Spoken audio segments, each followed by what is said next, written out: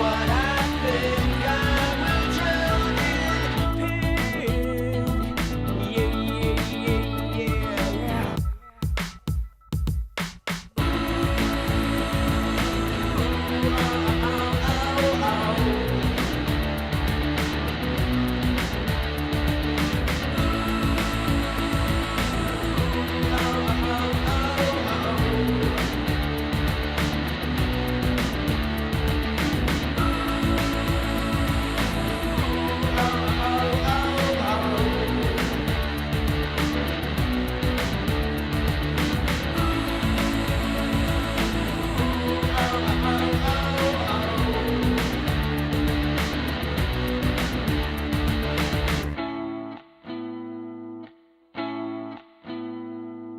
Paint away day and night, 6 hearts, hope I'm okay. You're alright, goodbye then if you dare. Someone new is pulling everywhere. I'm afraid to let them. Nothing is what I say. I feel far away. Nothing is what I think. I will drown in pink. Yeah. Nothing is what I say. I feel far away. Nothing is what I think. I will drown in pink. Nothing is what I say. I feel far away. Nothing is what I think. Nothing is what I think. Yeah. 'Cause I will drown in pink. Oh.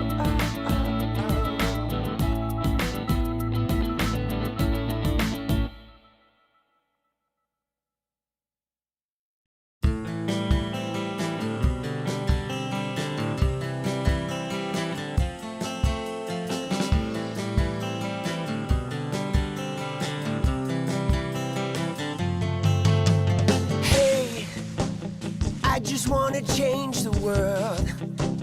I just want the perfect girl. I don't wanna hang around, I'd rather be found. It gets better, I wonder, my pleasure together. Everyone's waiting, anticipating.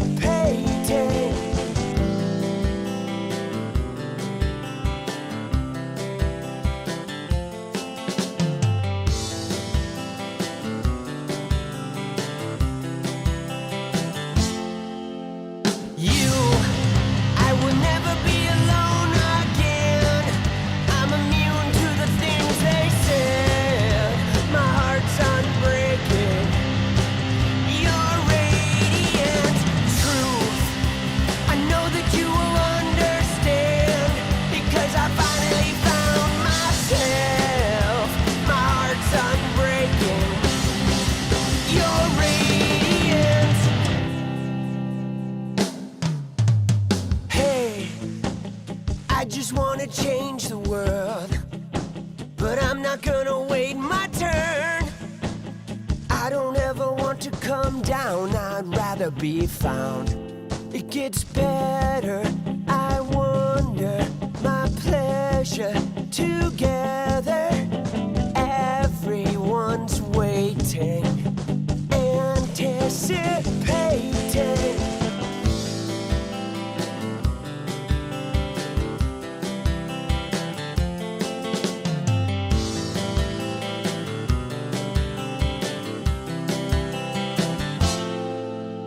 You, I will never be alone again.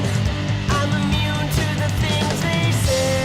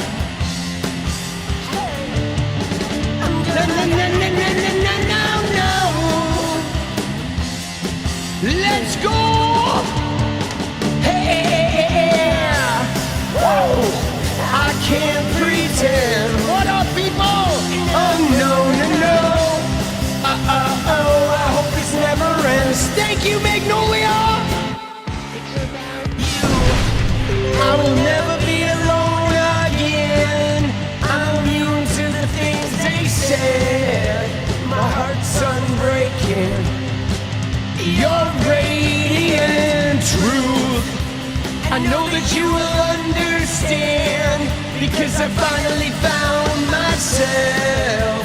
My heart's unbreaking. You're radiant. You're radiant.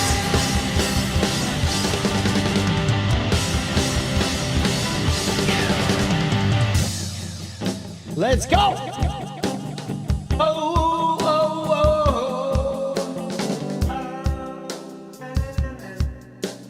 Na na na na na na na na. Oh, oh, what's good?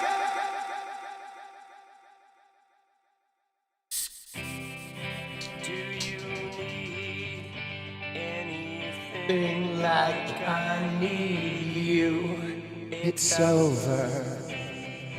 Do you need anything? Oh, Raven, you are welcome. I know it's hard. Everybody's triggered by this fucking piece of shit named Donald Trump.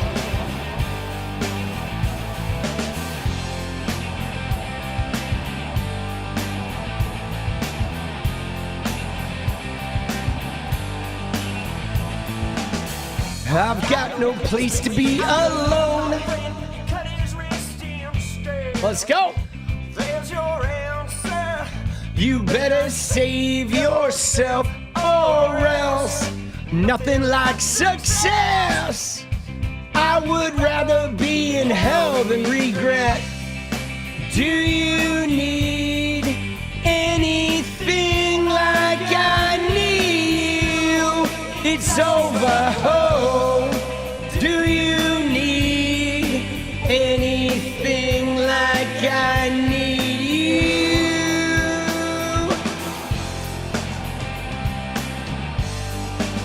You know I do.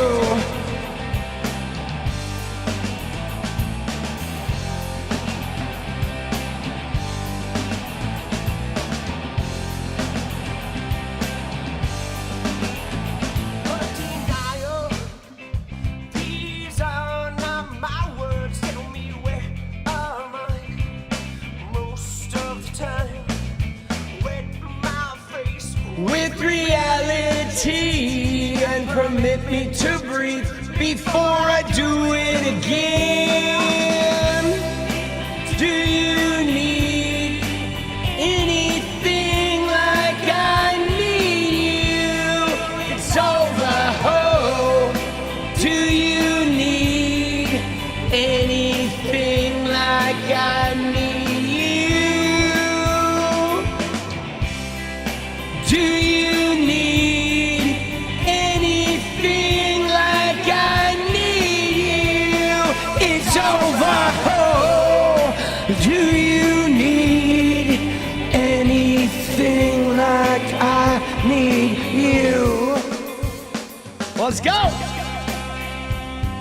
Do you need anything like Trump needs Bubba? Woo! Kimberly, let's go!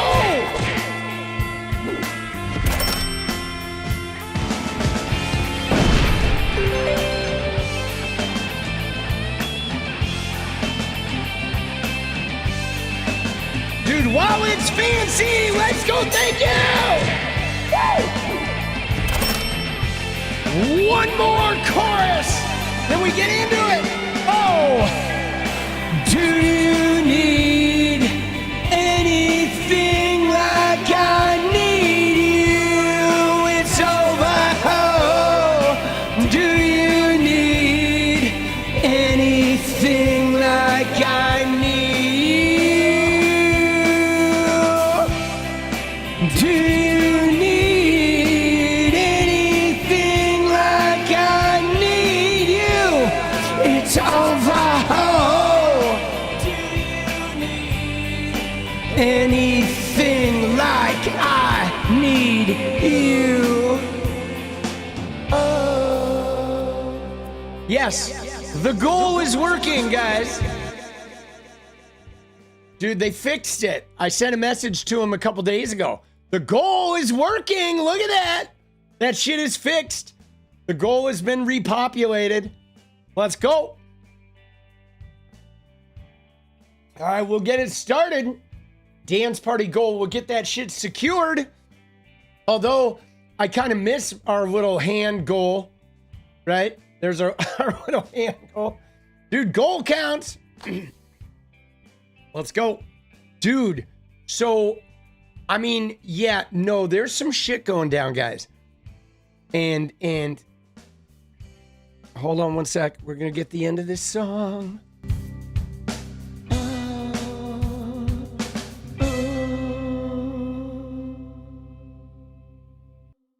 Yeah, let's go. All right. Dude, I love that song. Dude, I like never fucking listened to this music. It's, you know, I mean, there was a time when that music was like, you know, back in, you know, what we're listening to in this stream is like the last shit I made in LA with the end of Soul Driver and Full Blown Red. And then the band, Number 3 Breakdown, the first big band I had here in Portland.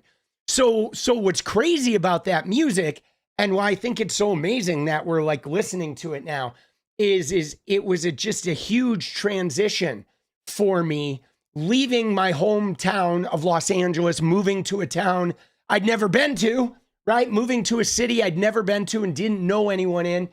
And then the band I moved up here with, everybody left. So I was left alone in this brand new city. And it was a time of transition, and a time of transition from being a drug addict to getting sober and hitting rock bottom. So it was a lot like everything that we're sort of, you know, everything that, you know, I don't know. I'm in a big transition right now too. So it's kind of cool. He moved to Auckland in 2004. Let's go. Yeah, dude, my son, who is 20, he just moved to New York City, actually, with him and his girlfriend. They got their apartment like 2 weeks ago. So, yeah. So it's kind of neat to revisit that music because I remember moving here. I was just filled with a lot of hope and a lot of like, I don't know, there's a lot of possibility, like leaving home, getting away from my mom. It's not like I didn't like my mom, but I was struggling with addiction and my mom was heavily codependent. And so I kind of knew that in order for me to get sober, I had to get a lot of distance between me and my mom because she would have like codependently helped me right to my fucking grave, right? She would have. And like not intending to kill me, but she would have killed me, right? I had to get away from her in order to get sober. But I came up here with just like so much possibility, right? And what's wild about it is a lot of crazy shit happened. You know, I got here, I ended up getting sober. I ended up going solo and touring the country and had like my biggest musical successes. Like everything fucking happened, you know, here. You know what I mean? Like sometimes that big change of scenery really gets you out of your comfort, fan, you know? But, dude, wild. But anyway, so, dude, I don't know. I feel like there's a lot to talk about tonight because you may have noticed, I don't know if you were paying attention to online, but a lot of people were talking today trying to figure out what is Trump's next move going to be, okay? Because here's the scoop, guys. Here's what we know. What we know is the House vote is tomorrow, okay? Tomorrow morning, the House votes on this. Now, we also know that everyone in Congress or a huge number of Republicans are voting for this shit. They decided, according to the David Schuster tweet, they know what's in there. They've heard the scuttlebutt on the photos and all this other grimy shit, that there's some really gnarly shit about Trump in there, which is why Trump is avoiding this shit. So Trump said, hey, we want to release him. But everybody was focusing, guys, on that one line, okay? Here, let's look at this, dude. Here's what they were focusing on. Okay. Everybody was focusing on this line right here. You ready? It says, right here, I don't care. Right here. It says, it says at the beginning, hold on, let me get my bearings here. So he says, first off, he says, House Republicans should vote to release the Epstein files. Then he says the DOJ has already turned over tens of thousands of pages on Epstein. The quotes, man, are so demeaning. And looking at various Democrat operatives, but right here, and their relationship to Epstein, and the House Oversight Committee can have whatever they are legally entitled to. I don't care. So it's that phrase right there, whatever they are legally entitled to. Now, so here's the scoop, okay?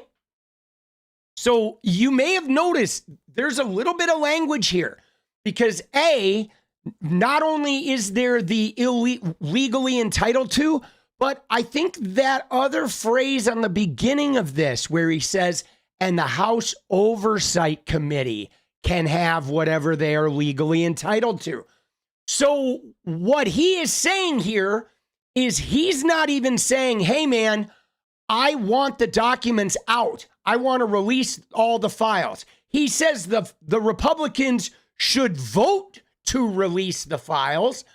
And then he says the Oversight Committee can have whatever they are legally entitled to. So he's going to try to restrict what the Oversight Committee has access to by claiming the other shit is part of his investigations. Now, this is going to be how he attempts to hide the teen photos from the Oversight Committee. But nowhere in here does he say that we're going to release all this stuff to the general public. Okay, nowhere. Now, I would like to add another thing, guys, is that that he could, I saw somebody say there in chat, he could release all of it. Like right now, he could literally pick up the phone, call the FBI, call the DOJ, and all of this, he has the authority to have all of this declassified or whatever and released tomorrow morning at 8 a.m. He could have all this shit on a fucking server. He doesn't need a vote. He doesn't need Congress. He doesn't need anybody. He could easily do this. He could have done it at any time. Okay? And he hasn't. And right, he said he was going to. He promised it. It was part of his campaign, promises. But so this is pretty wild, guys. This is pretty crazy, guys. You know what I'm saying? That when you really look at this, the language of this, he is leaving a lot of holes here. Now, everyone knows he is going to continue fighting this. Everyone knows that his entire political future rests upon these files never seeing the light of day. Now, it couldn't happen to a better person indeed. Now, can I tell you, though, you ready for this? It gets crazier, too, okay? Because watch. One of the things, the big thing here is the photos. There are photos of Donald Trump with partially clad teenage girls, okay? There are photos of Donald Trump with like 15-year-old girls that are partially naked. This is a huge problem for him. It's probably not going to lose his MAGA base, but it will be enough to destroy elections for Republicans. It would destroy J.D. Vance's career because he would be attached to this. Like, it's a problem. And it is all, can I just say, it is all about this thing. Watch this, though, guys, because something else happened today that I know everybody's worried about. Is this going to come out? Trump is going to fight it. But something happened today that I thought was a really interesting thing, because we have Pam Bondi, we got to watch Bondi and White House again. Okay, we're going to watch this one clip. Okay, let's get our goal started.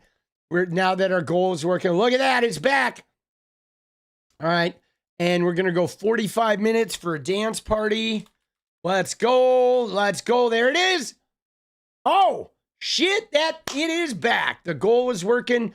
$2 super chats or more, and 20 of them secures the dance party. Okay, now let me show you this, because we have the Bondi White House thing. Okay, watch this. This is the big sort of clip in contention here. Okay, watch this bit here. There's been public reporting that Jeffrey Epstein showed people photos of President Trump with half-naked young women. Do you know if the FBI found those photographs? Have you seen any such thing? You know, Senator White. Now, do you know if the FBI found those photographs? Have you seen any such thing? It's a yes or no question, right? No, I have not seen those photographs. No, the FBI has not found those photographs. It's ridiculous that you'd ask. You're a bastard for asking me that question. Of course I haven't found any of that. Nothing like that exists, Senator White House. You see how easy that was, guys? You see how easy it was? And I could even throw in a screw you for insinuating such a thing, right? You see? Easy. All right, well, let's watch Pammy. White House, you sit here and make salacious remarks, once again trying to slander President Trump, left and right. The question is, did the FBI find those photographs that have been discussed publicly by a witness who claimed Jeffrey Epstein showed them to him? You don't know anything about that. Okay. Dude, her face is so funny. Hold on, I'm missing a part though. They cut out a part. She was momentarily lost for words, lies, yes. But sorry, I grabbed a clip though that cut out part of her thing. So watch this though. Not at the time of this. He was an employee of the department. Wait, let me find it. Here. We got to look at the first part. Look at what she says. Otherwise, have you seen any such thing? Photographs in their search women. Do you know if the FBI with half-naked public? All right, here we go. You ready? Something else. There's been public reporting that Jeffrey Epstein showed people photos of President Trump with half-naked young women. Do you know if the FBI found those photographs in their search of Jeffrey Epstein's safe or premises or otherwise? Have you seen any such thing? You know, Senator White House, you sit here and make salacious remarks, once again trying to slander President Trump, watch this, left and right, when you're the one who was taking money from one of Epstein's closest confidants, I believe, I could be wrong, correct me, Reid Hoffman, who was with Jeffrey Epstein on multiple occasions. And the senator sitting right next to you tried to block the flight logs from being released. All right, first off, you're grilling me. None of that happened, but isn't that interesting? It was a yes or no question. Why didn't she just say no? On President Trump and some photograph. Yeah, you're grilling me on President Trump and some photograph with Epstein? Come on. The question. Some photograph with Epstein? It wasn't a photograph with Epstein there, Pam Bondi. So, dude, she's going down. But you notice, this was her whole play during that press conference was Reid Hoffman. Okay, that's what she kept doing. She kept bringing up, you took money from Reid Hoffman. You talked to Reid Hoffman. Well, dude, this is where it gets good, guys. You ready? Watch this. Because today, I was watching Monday Night Football, guys. And look at this, dude. The Epstein commercial was on Monday Night Football. Okay, the commercial calling for the release of the Epstein files with these women. It played on Monday Night Football on a commercial, prime time, ESPN and ABC. I've also heard people say it's been playing on TBS. Okay, isn't that crazy? Now, you ready? You ready for this? Because you know who paid for those commercials? You're going to love this. Look who fucking paid for the commercials, guys. Was Reid Hoffman. He supported World Without Exploitation to run this ad on Monday Night Football.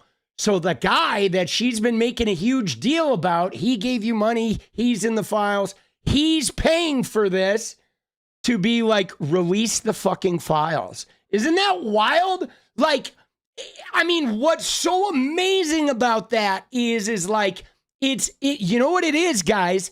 It is Gavin Newsom's press office. It's like his Twitter account where they're taking the very thing that you know, they're trying to use to shirk it, and they are using that against them, okay? They're using it against them. Like, if he's like, okay, you're concerned about me in the files, you're saying I'm part of this thing, well, guess what? I'm going to help get them released. Like, let's put them out there. Okay, Reid Hoffman is the founder of LinkedIn, and he's had some connection philanthropy-wise to Jeffrey Epstein. We don't know if he's had any of the other shit with Epstein, but apparently he's like willing to go all in on releasing this shit, so I don't think he's too worried about what's in there. You know, the only person that really seems to be stopping the release of this thing is Donald fucking Trump, right? Even Bill and Hillary aren't fighting this thing.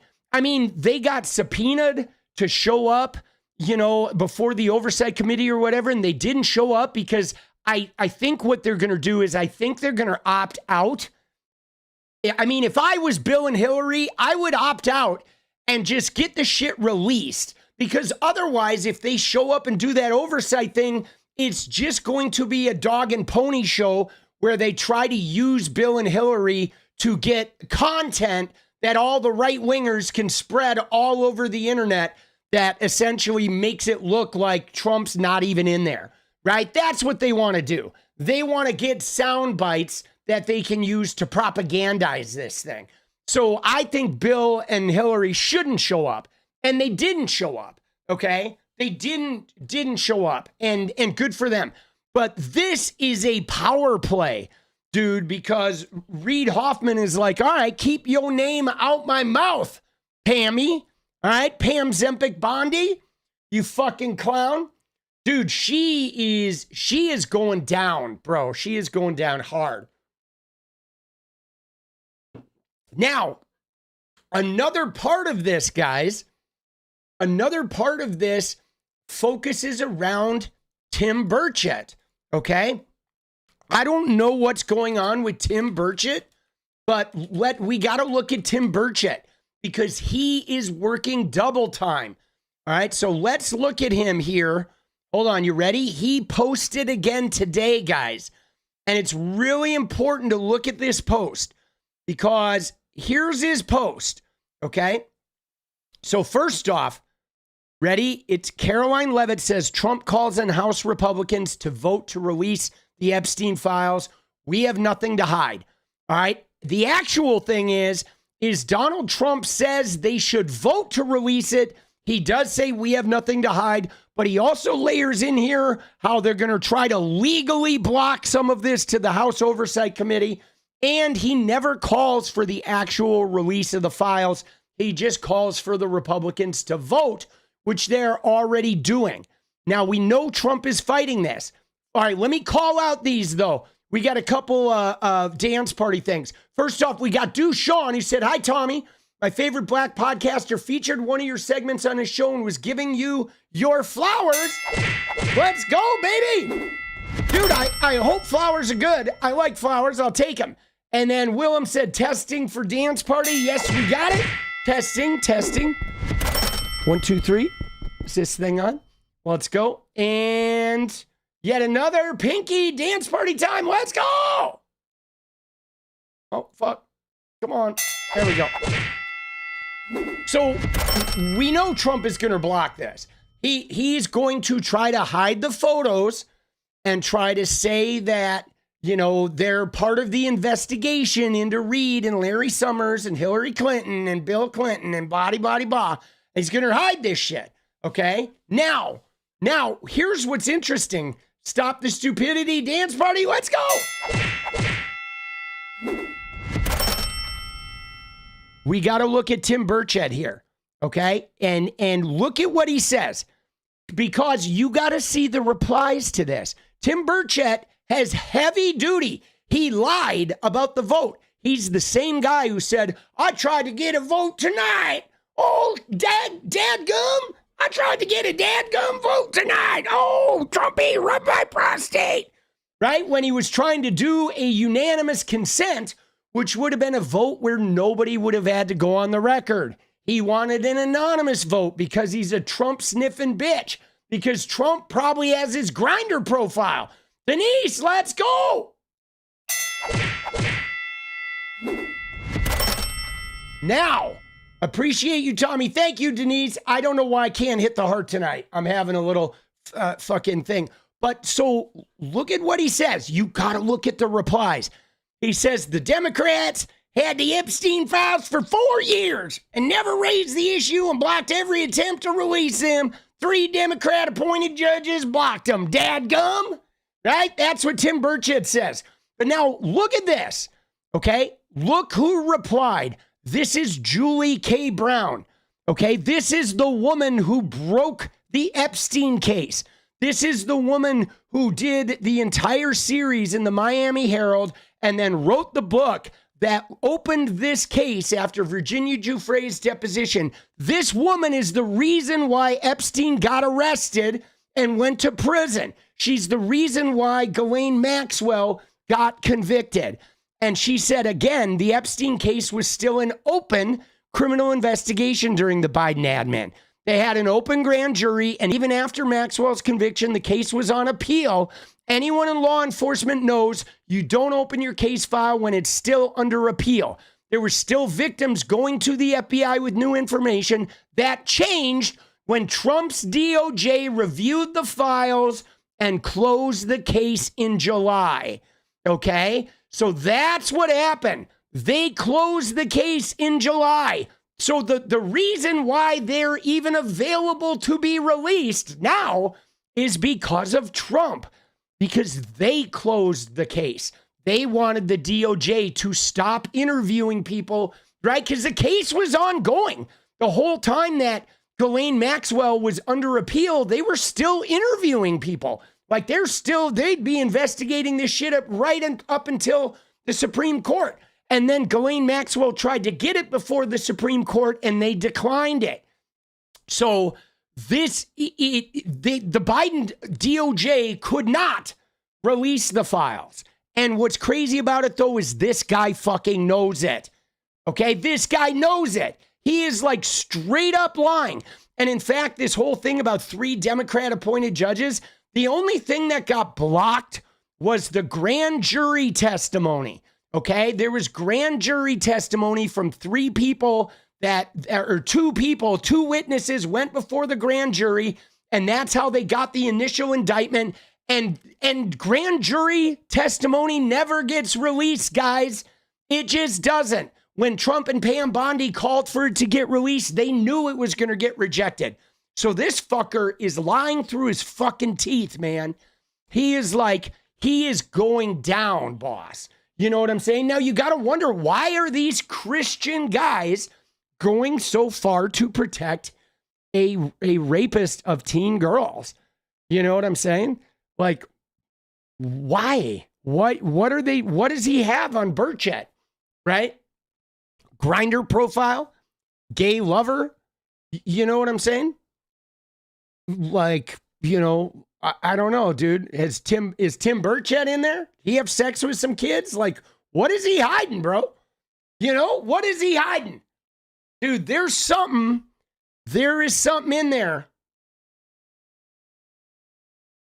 Because, guys, these guys are risking their careers. Dude, they are risking their careers.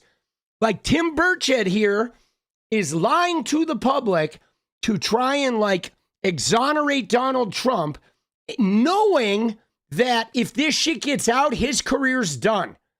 He is willing to risk his career here. That's weird. Okay? He really must think that Trump is going to like pull this off. I don't think Trump is going to pull this off, guys. The momentum is built. Okay. The minute I'm telling you, man, the minute I saw the commercial on the Super Bowl, dude, or Super Bowl, sorry, Monday Night Football. My bad. If the Super Bowl was happening now, it would be on the Super Bowl. But the minute I saw this shit on Monday Night Football, I was like, dude, this shit is coming down, bro. Because it's so unifying. Okay? Even with the Super Bowl audience, even with the Monday Night Football like MAGA audience, MAGA wants this out. Okay? MAGA wants this out. They do. Even MAGA does. Okay? 𝗙𝗏𝗟𝗏 is Tennessee, Dawn. 𝗙𝗏𝗟𝗏 is a representative from Tennessee. And so they're like, yeah, I don't know. I don't know what his tie is. I don't know what his thing is, you know? You know what I'm saying? I mean, I know some of it, Tennessee has that good old-fashioned Klan loyalty, right? They do. I mean, Tennessee is like, they have that Ku Klux Klan loyalty. But man, dude, this is wild. Dude, this shit is nuts, guys. Dude, 𝗙𝗏𝗟𝗏 is crazy, okay? 𝗙𝗏𝗟𝗏 is fucked up. You know what I'm saying? Now, let's see what we got here. We got Bill and Hillary Clinton, okay? There's a bunch of bots that are out, okay? Like just fucking cranking messages. I don't know if you've seen this. Dude, I have noticed, guys, for me on Twitter, the minute I post about Epstein and Trump, I will get sometimes 2, sometimes 10 fucking like accounts all basically saying the same thing about Bill Clinton. But like, dude, the Bill Clinton thing is just it's a dead issue. It doesn't have any bearing on that because 1, Clinton's not president. Okay. 2, Bill Clinton got impeached for an affair. And right. So like, I mean, if you want to hold things like, okay, you're saying Bill Clinton because you're going to impeach Trump. Like, I don't understand what they're saying. Like, we're fine with Bill Clinton and everybody else who's a Democrat going to jail. Nobody cares about that. We want it out. You know what I'm saying? We want it out. Okay. That's what we want. We want it out. All of it. Clinton, the whole 9 yards. And Bill Clinton, even if Bill Clinton, you ready? Even if Bill Clinton is the dirtiest, abuserist of all of them, perfect, put him in jail. That doesn't exonerate Trump at all. That has no bearing on Trump being at the center of this child sex trafficking ring. Now, again, look at this. You ready? This is not a picture of Bill and Hillary Clinton. Now, here's another thing is there's not a lot of photos of Bill and Hillary with the Epsteins. There's a couple. Bill definitely was on the plane. Bill definitely knew Epstein. Epstein went to the White House. They were in the fucking circle together. You know what I'm saying? But they did not have a relationship like Trump and Epstein did. They did not. They were not like best buddies and confidants. In the 90s, Trump and Epstein were literally best friends. Okay? You know what I'm saying? And yes, Democrat, you know, you got to remember that Trump was a Democrat. Dude, let's go. Jay Nasty, do we think Bubba is Bill or a horse? I mean, I don't know, Jay Nasty, right? I will say this though, guys. One thing that I did, I have a couple tweets. Like, for example, I have the one Melania tweet right here. You ready? Look at this one. This one's good, right? Where it says that look when you remember Ghislaine Maxwell had a horse named Bubba. Dude, I love that. Oh, shit. Dude, and look at her expression. I found the perfect picture too, dude. Dude, there you go. Oh, shit. But you ready? You ready? You want to see the real tweet, guys, about Democrats and Republicans? I'm going to tell you right now. Okay? I'm going to tell you right now that I think, you ready? Here's my take.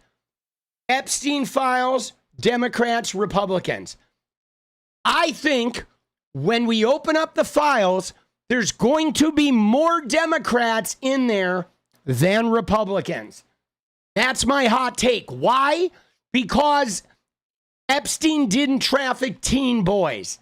If Epstein trafficked teen boys, it would be mostly Republicans. But he trafficked teen girls, so it's going to be mostly Democrats. Let's be honest. Some of the Republicans, they're going to be like horrible people. But most of the Republicans are closeted gays at this point. Most of them are closeted gays. It's pretty obvious at this point that most of the Republican Party is a closeted gay. They're closeted gays. So I think it's going to be more Democrats. All right. But I don't care. I don't care what political party they are. That doesn't matter to me. I want the files out. You know, we got to get them out. What I do care about this, though, is I know Trump is central. Everybody knows Trump is central, and he has avoided this shit, and he campaigned on it. You know what I'm saying? I mean, this has been his big thing. He kept saying, oh, it's all Bill Clinton. It's all Democrats. And now he's afraid to release him. Dude, you know, boss. Okay? You know he's in there. You know he is. Dude, Thomas Paine, it's a joke, boss. That was a joke. Come on now. Dude, I'm getting my hair cut Friday, FYI. I made an appointment. All right. Haircut's coming. Dude, Bannon's in them, yes. Dude, Bannon is in them. Yeah, no offense to gay people, dude. We love gay people. Dude, we're all, like, everybody's like a shade of gay, dude. Let's be honest. All right? Let's be honest. Everybody's a shade of gay, but don't forget this, guys. Okay? Do not forget this. Very important, okay, that we remember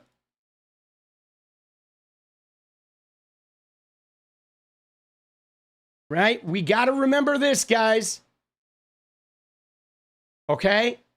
We were told by his own people, okay? Time to drop the really big bomb. Real Donald Trump is in the Epstein files. That is the real reason they have not been made public. Have a nice day, DJT. Mark this post for the future. The truth will come out. And Elon deleted it. Well, we know it was true.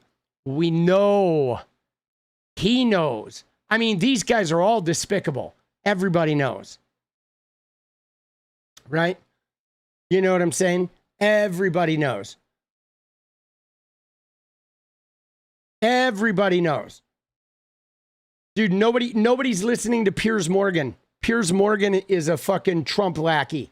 All right? Piers Morgan, it might even be in there, boss, for all we need, for all we know, right? And the thing about this, guys, though, is listen to me. I'm going to tell you right now, even if there isn't a smoking gun, there is a smoking gun. The smoking gun is that Trump was the center of this, okay? The smoking gun is that Trump was aware of this and party to this, privy to this for 30 years. You don't even need a photo of Trump with naked girls. All you need is to show definitively that everybody knew that Trump knew. And then it fucking impeaches everything about Trump. Okay? It destroys him because then you know he was complicit and he was a liar all along. And what's more, he was part of the deep state. Okay? But I'm certain that those photographs of Trump and those young girls by the pool, the wolf photos, I'm certain that those exist. They absolutely do. They absolutely do. And there's been enough scuttlebutt and reaction from people that are like changing sides on this in Congress. like with the number of Republicans that are now voting to release this shit, it's pretty obvious, especially after Pam Bondi refused to answer White House's question with a simple no. Like, right? She could have gotten so offended and been like, no, those photos don't exist. I've never seen those photos. How dare you insult me and insult President Trump? You are a bastard. You're a liar and a sneak and a cheat. Right? She could have gone off on him and grandstanded for like an hour, bro. She gave it away. Pam Bondi gave it away. That was the moment that everybody in the Republican Party was like, fuck, bro. We are fucked up. Right? That was it. Pam Bondi like fucking sealed the deal, boss. She did. It was pretty obvious. Okay? You know what I mean? But again, if we go back to Trump's tweet that we talked about yesterday, we go back to this tweet, we can see the high points of this, looking at day 2, the day after this, is the fact that all he's suggesting is Republicans vote to release it, but that's bullshit. The Republicans are already voting for it. He is just saying that to preemptively take credit for their vote. I told them to vote. Look at how they voted. But they're already doing it. That's why he did this tweet. But this part right here, the House Oversight Committee can have whatever they are legally entitled to, which sets up the fact that he is going to try to use the courts to block this. He is not going to release the files. Even after the vote, they are not going to release them. And then he's going to try to fight it in court. Okay? And then he is going to try to say that we have an open investigation, and so the House Oversight can't have X, Y, and Z. But I'm telling you right now, you ready for this? Once there's a vote to release him, if that thing passes and gets through, somebody's going to leak it. I think the leaks will begin. They're not going to leak now because the House hasn't voted, but the House is going to vote. That's going to go to the Senate. Everybody's going to be on the record, which is very important in this election year. But then, dude, Trump's going to have to decide, like, what do I do here? And if he squashes it, it destroys him. But if he passes it, someone will leak. It's going to leak, okay? It's going to leak. Yeah, the boats are filling up with water right now. Dude, did you see that show? What was that show? It was a movie. It was like the guy who made Oppenheimer. What's his fucking name? Christopher. Why am I forgetting his name, dude? Fucking Nolan, right? Remember Nolan did that movie about World War II or World War I? That guy where he's in the boat and there's like 100 holes the side of the boat? That's literally the boat, dude. Dude, what was that? Oh, shit.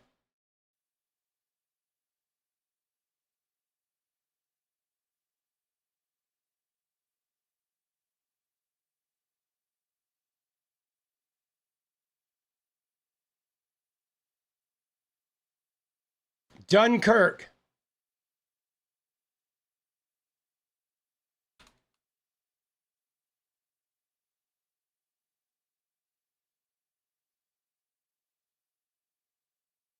Right?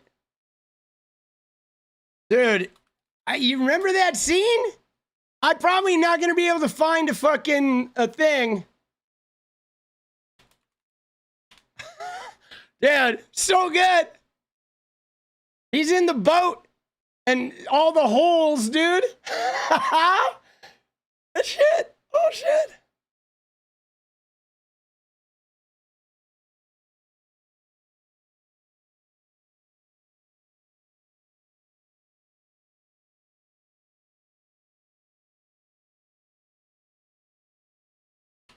Did I want to find it?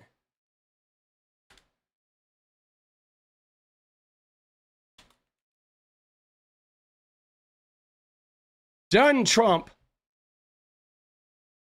Yeah, no, I guess there's not a scene, but I remember there's a scene in there where he's in the boat and the fucking light is just streaming through all these holes, dude. That is literally like where Trump is, dude. Oh shit. It's a pretty good movie. I mean, it was one of those mood films, right? But yeah, dude, this is gonna get bad. Yeah, Fabiola, that's accurate. See, this, guys, this harkens back to the discussions we had, right? When Trump, he's trying to fucking, he's trying to grab his little fascism and shit, right? Trump was like really trying to grab, extend his fascism. He's trying to take control of shit. This is part of the reason why I wasn't too worried. Because at the end of the day, Donald Trump and everybody around him, they are so incompetent. Okay? These guys are so incompetent. They are so bad at this. They are like Keystone Cops. Yeah. They're like, they have a massive ego, so much hubris, and so much like, altered sense of reality. They just are fucking incompetent. They're just incompetent. You know what I mean? They are. And I mean, it would be nice if they didn't get elected, but what are we going to do, boss? We're going to fucking watch them go now. Now, let's see what we got here. Let's see if we got any juicy shit to look at. They are losers. Absolutely. Oh, shit. Dude, she's not wrong, dude. Dude, Trump absolutely had Epstein killed. Okay? Right? Here we go. You ready? Let's see. Let's see what we got, dude. Dude, Trump, he's going down, boss. He is going down. So I'm for I don't, they can do whatever they want. We'll give them everything. Sure, I would. Let the Senate look at it. Let anybody look at it. But don't talk about it too much because, honestly, I don't want to take it away from us. It's really a Democrat problem. The Democrats were Epstein's friends. Oh, sure, Trumpy. Oh. All of them. And it's a hoax. The whole thing is a hoax. Oh. And I don't want to take it away from really the greatness of what the Republican Party has accomplished over the last period of time. So, dude, look at him though. Guys, he does look like hell, bro. And he is, do you see how perturbed he is, boss? He is so perturbed. He is. I just want you to stop talking about it. And we're not going to stop talking about it. He triggers you. I mean, it's normal to be triggered by him, especially if you're a woman. Every woman I know is triggered by this guy. Yeah, he is stressed. He is fucking so jacked. Like you can see it in his face, bro. He is like withering because he knows that all of the oxygen in the room, all of that social media oxygen is like gone. Nobody's talking about Trump. Nobody's talking about his accomplishments. Everybody's just talking about Epstein. It's like Epstein is dead and Epstein is more famous than he is. You know how he always talks about ratings? Right now, Donald Trump is like, holy shit, Epstein has 10 times the ratings I do. And he is freaking out. He is like, wait a second. Why does Epstein have all the ratings? Why does Bubba have higher ratings than I do? And what did he say today about his fucking, the stack? Dude, you ready? Dude, the stack. Hold on, you ready? Watch this. This is amazing. Dude, this, look at him. Oh, dude, he is so beat. Fuck this guy. I'm serious. Fuck this guy. Dude, fuck you, Trumpy. You're getting what you deserve, you fucking slimy bitch. Ah, bitch. Oh, dadgum, Trumpy. Oh, dadgum. Dude, watch this, though. You ready? Hold on, watch this. Dude, wait. Hold on. I just heard something, guys. It was the sound of a pine box being taken off a freight truck and pushed in front of the White House. Oh, there it is. Good day, Golding. Let's go. Oh, shit, dude. Oh. Dadgum. All right, guys. Dude, we got 10 minutes. Hold on. We got to do a little recruitment here. We need 12 more in 10 minutes to get this dance party, guys. Let's fucking go. All right. We got to hook up the dance party. Can smell his rotting decay. Dude, let's go. Let's go. $2 super chats or more. We need fucking 12 in 10. Secure the dance party. Oh, shit. Dude, and then we're going to watch this clip. Dude, this clip is like wild, bro. And I have a funny meme, too, with this clip. Don't want your tax dollars buying him pine. Dude, he gets cardboard. Oh, shit. Cardboard. Dude, he looks beat, bro. He looks fucking beat. Oh, shit, there it is. Green Ghost. I had an epiphany today. Epstein was a registered Dem, so was Trump until he ran for president. No matter who's in the files, it's a great chance for the Dems to reboot as less corporate Dems. Dude, let's go, Green Ghost, let's go! Yes! Dude, well, so I mean, Trump was a Democrat, right? And they're all gonna be Trump's Democrat friends for the most part. But yeah, you're probably not wrong. And yeah, dude, again, this is not about party. It's not about Republicans versus Democrats, except Republicans trying to hide this. They're trying to hide it to protect Trump, right? I mean, if Bill Clinton was president right now, we'd all have an issue with that. I mean, Bill Clinton would never be president right now because nobody would vote for him in the Democratic Party. Dance, let's go, Jay Nasty. I mean, let's be real, dude.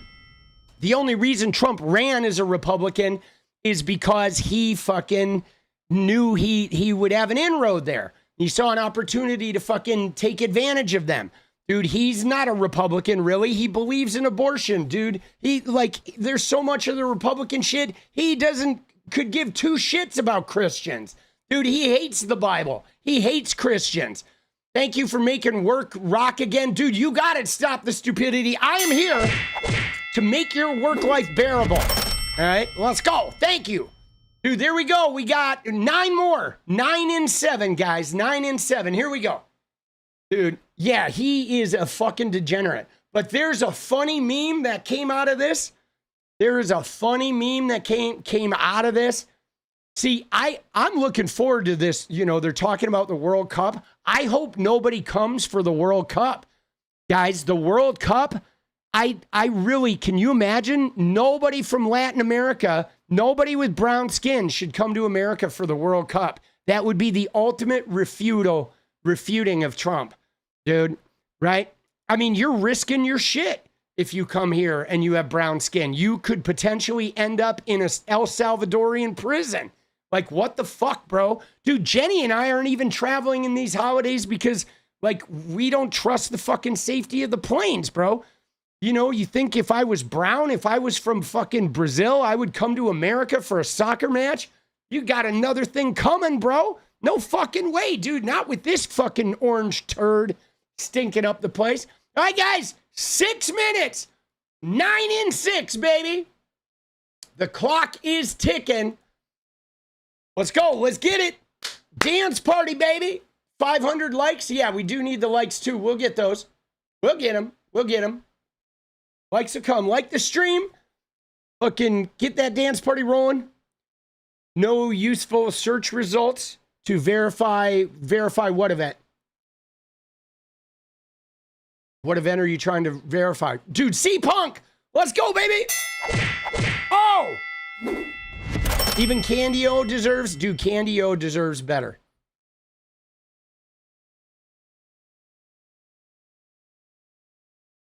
Log on to Mediate. All right.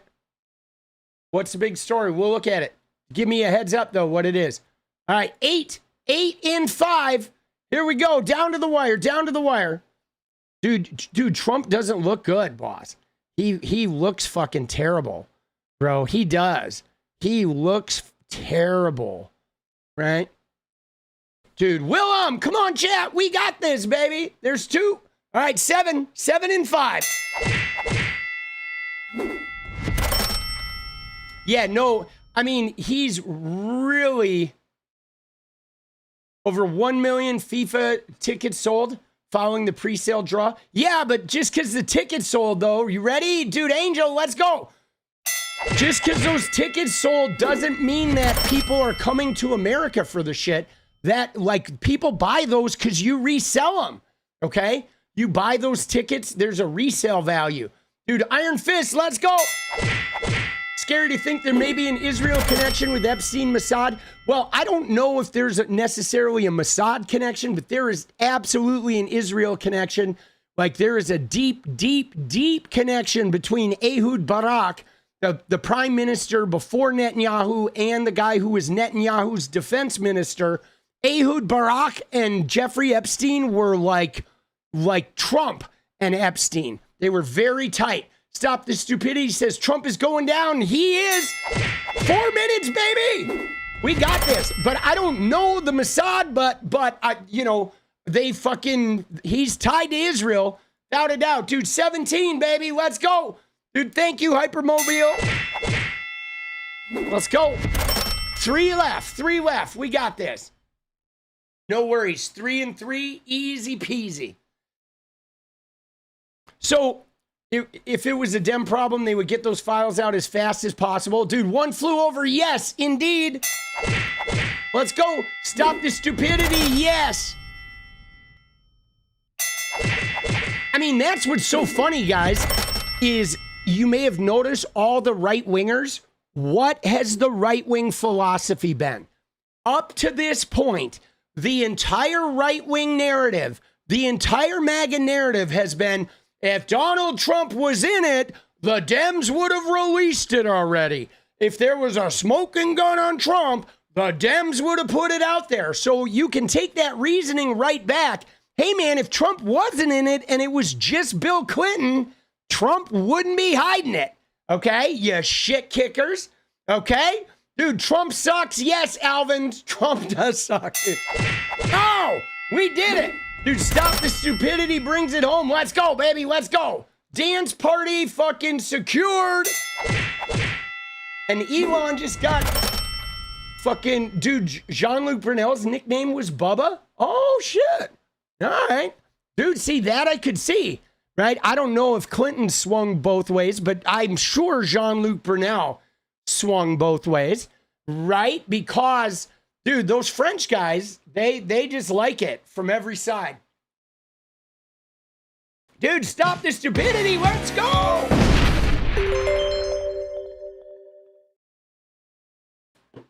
Thank you for the 5 gifted memberships. All right, dance party has been secured. Now, you ready? Watch this, guys. Dude, shit kickers. Dude, the fucking shit kickers, bro. There's a lot of shit kickers in MAGA. Dude, I swear, every time Trump has a rally, it looks like they're fucking having an extras casting for the, you know, the remake of Deliverance. Tell me I'm wrong, dude. Prove me wrong, dude. Bummy, let's go. Oh, dude, let's go. We shouldn't Megyn Kelly a sad hemophile. 55th birthday. Dude, proud liberal, let's go. Hemophilia for Megyn Kelly. Dude, Megyn Kelly, goddamn, what an idiot she is. I'm going to do one more Trumpy for Stop the Stupidities, multiple memberships. Let's go, dude. Cue the banjos. Ding, ding, down, ding, ding, ding, down, down. Hold on, you ready? You ready? Here we go, hold on. I got you. You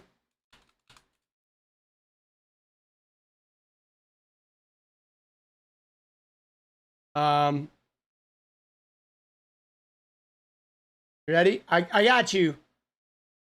Here we go. You got to cue it.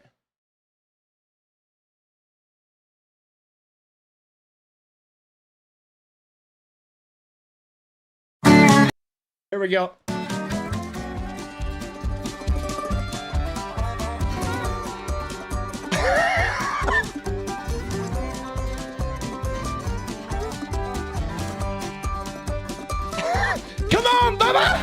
Whoa! Get her, Trumpy! Oh, Trumpy! Bubba's here!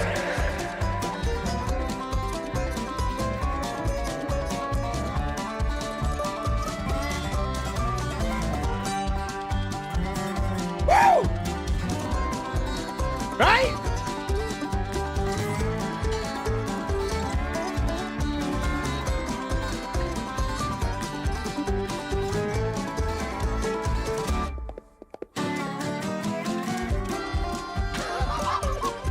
Let's go!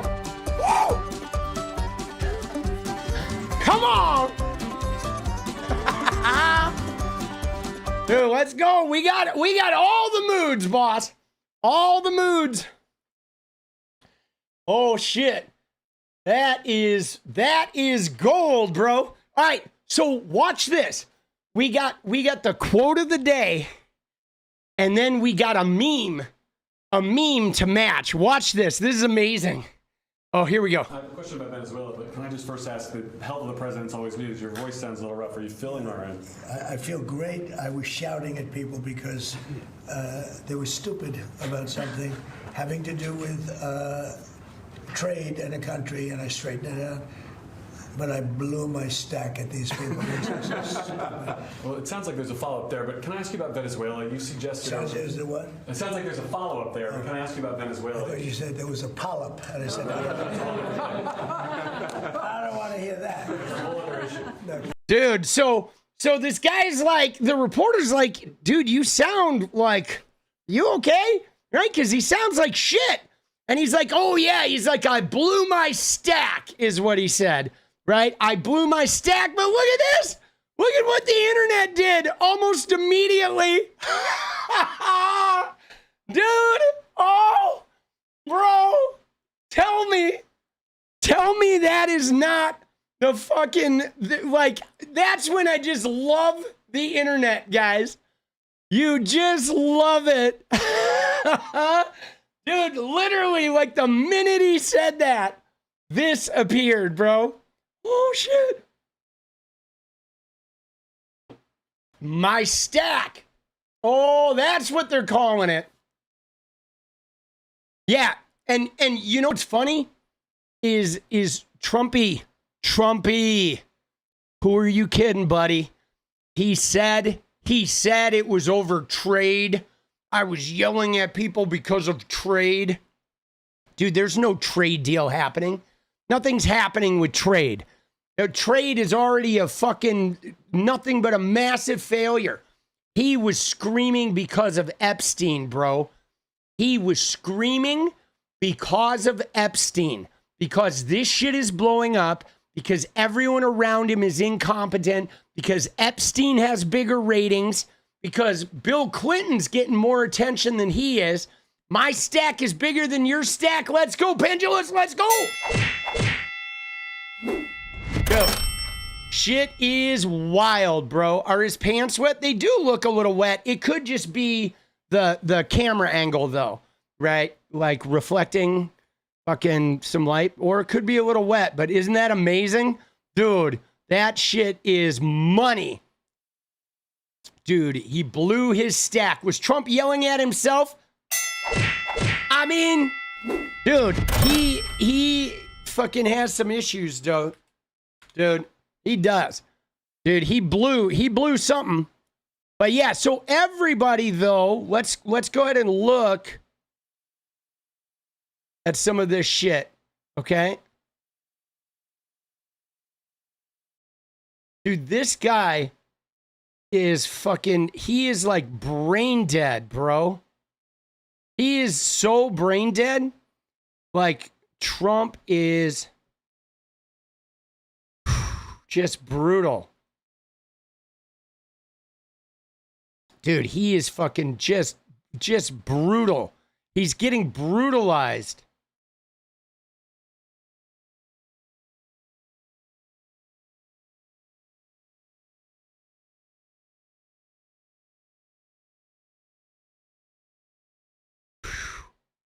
Dude, he is. Hold on, I want to see.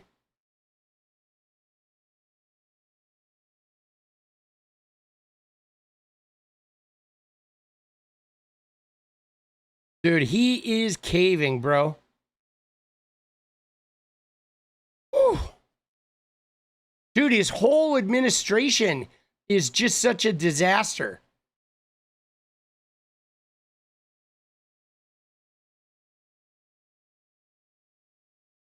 Yikes. The jerk fest. Dude, the jerk it dance.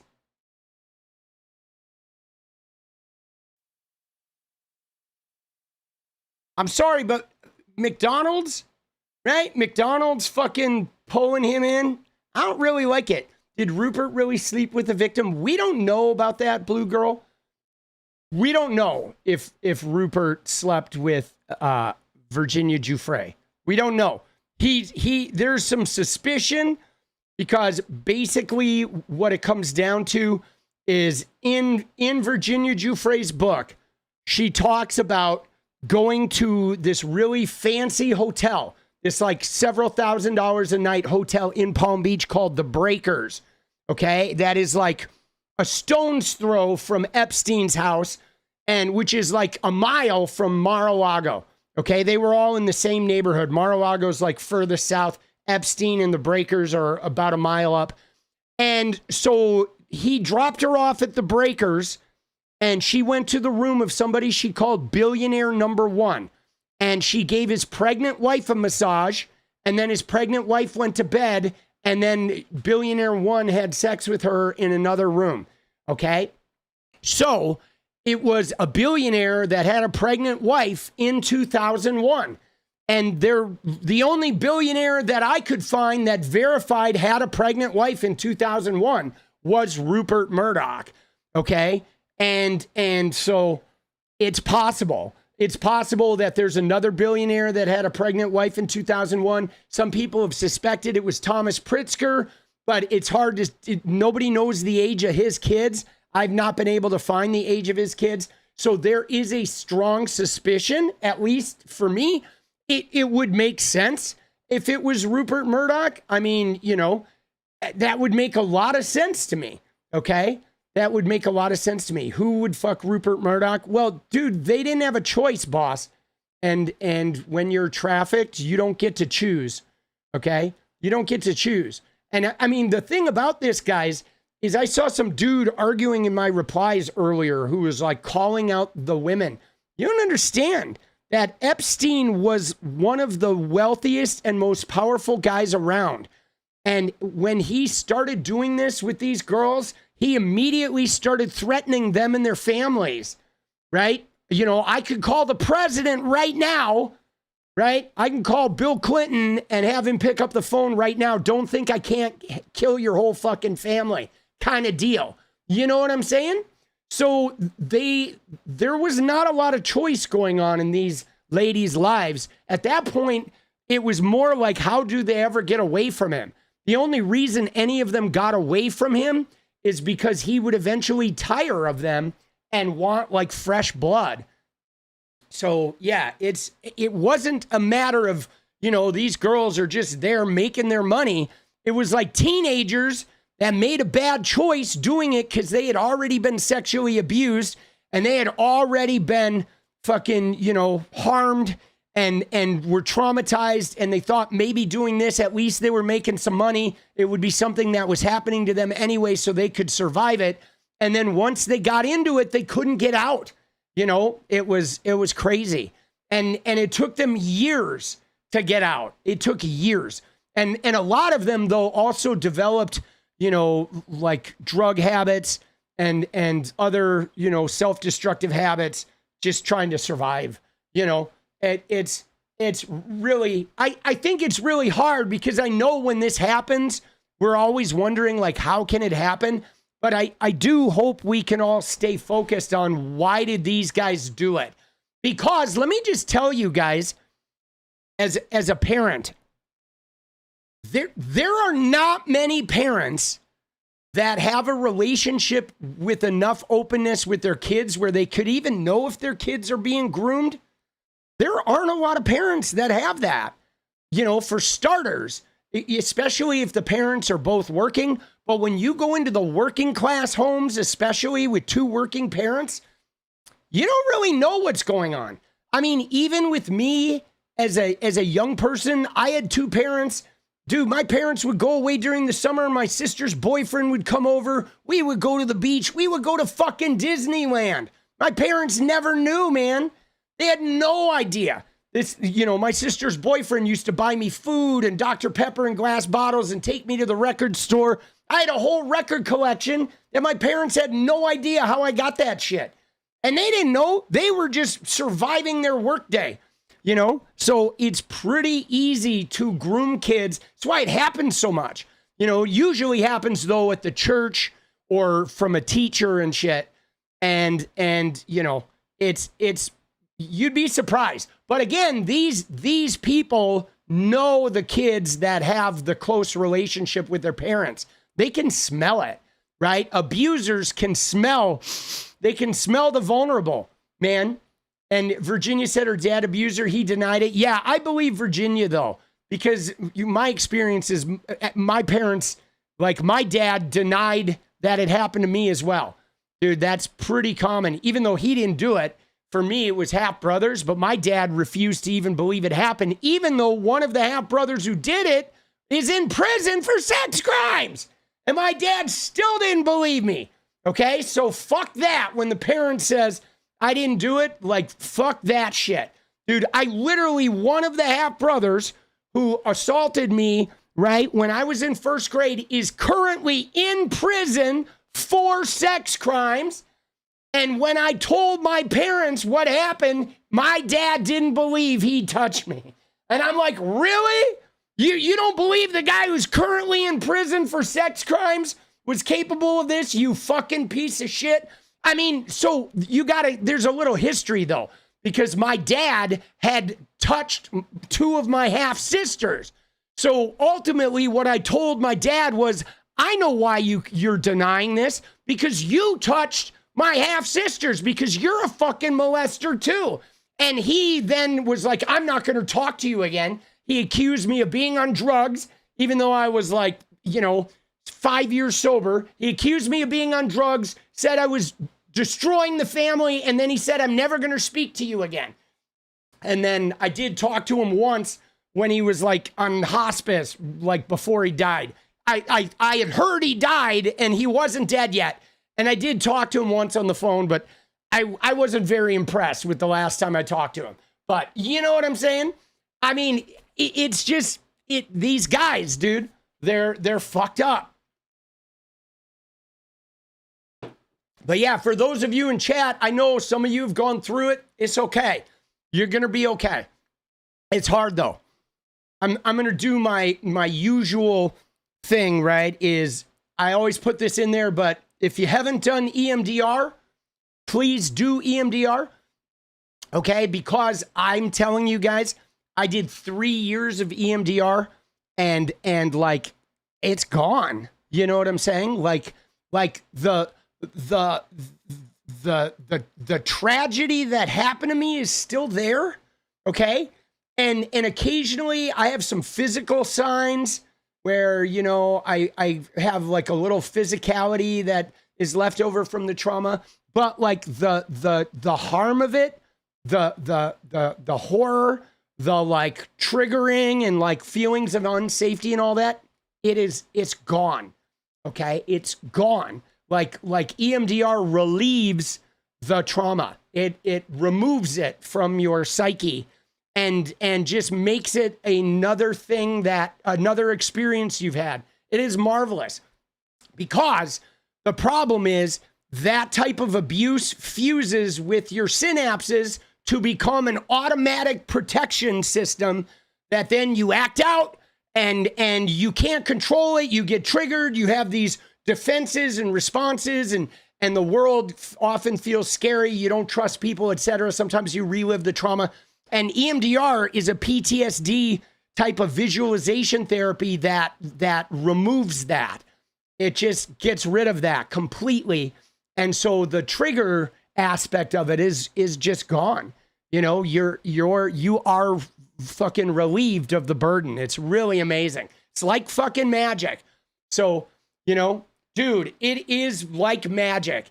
It is a complete reprocessing of the trauma to the point of where it's like putting it into a file cabinet that you can then go back and like, I can go back and talk about it or think about it. And like, even thinking about it, I don't feel any pain when I think about it.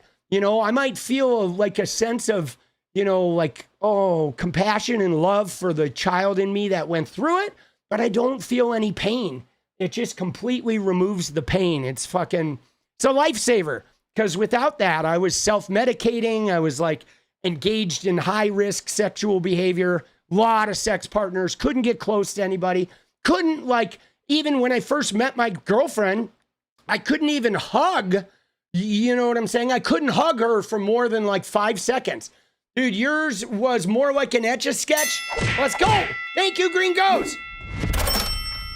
Dude, but yeah, no, EMDR is a lifesaver. And I will just tell you, okay, it is a lifesaver for sexual abuse, domestic violence. If you've been in, you know, a lot of fights or car accidents, anything, you know, you had an alcoholic, violent parent, you got hit a lot as a kid, anything like that, where it's a fear response type of triggering that is tied to rage and feelings of lack of trust, EMDR is the fucking solution, man. That shit will do wonders. It makes you hypervigilant. It does. But so the thing about this though is one thing that I will say about the hypervigilance, guys, is when you use EMDR, when you treat the trigger and the actual embedded trauma yourself, the hypervigilance, the bad part of the hypervigilance goes away. And now my hypervigilance is more like I can just spot trouble on the horizon, but I don't feel threatened by it. Like once you get rid of that trauma and that triggering shit, the hypervigilance is now a gift. I have like a super spidey senses that like, you know, help me fucking, you know, I don't know, they help me capitalize on shit now. It's really amazing.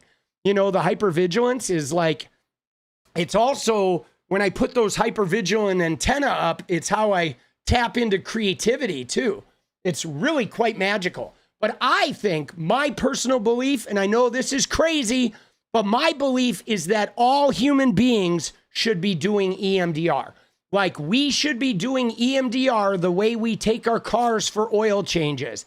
Every human being should be doing EMDR like once a month from like age, I don't know, 14 until they're, you know, in their 20s. I think it would be amazing if we did it once a month or if we, you know, went like 2 months a year, like every year. It literally would, humanity, there'd be so much less war and crime and domestic violence and sexual abuse. Like all of that shit would kind of dry up if we did that. It is like, dude, I can't say enough about it. But yeah, man, that shit is wild. All right. Let's go.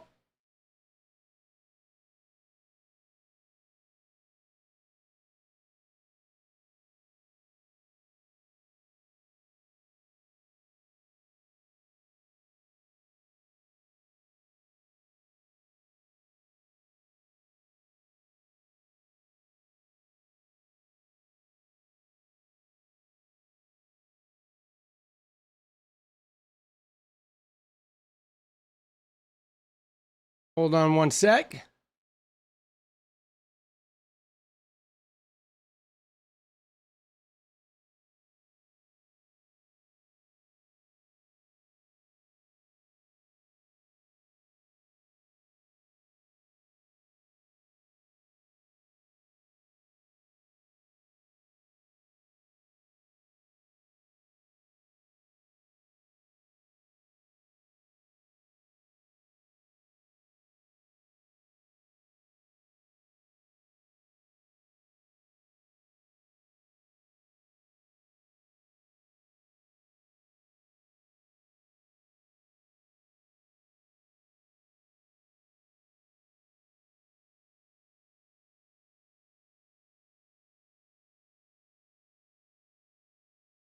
Hold on. All right. All right.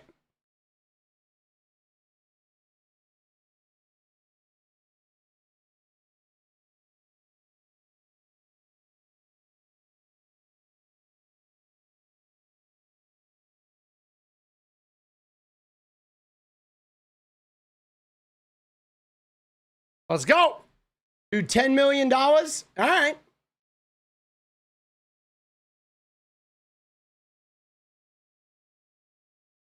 Over the steps of the vote today. I mean, dude,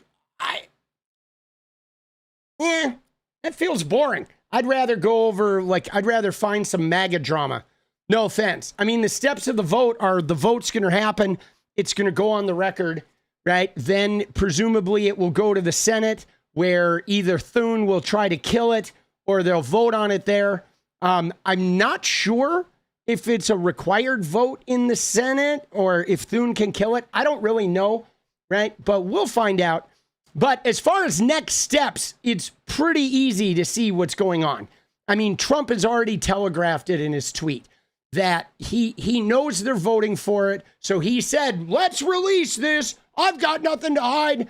And then he put that little clip in there about the oversight committee and the legality. So what's going to happen is they're not going to release it. No matter what, even if the vote passes, Trump won't release it. He will wait until they're sued. And then he's going to try to claim there's an open investigation. He's going to try to fucking hide it in the courts. And he's only going to release shit that doesn't involve him to the oversight committee. They'll try to release. But I'm telling you right now, guys, after this vote, someone's going to leak this shit.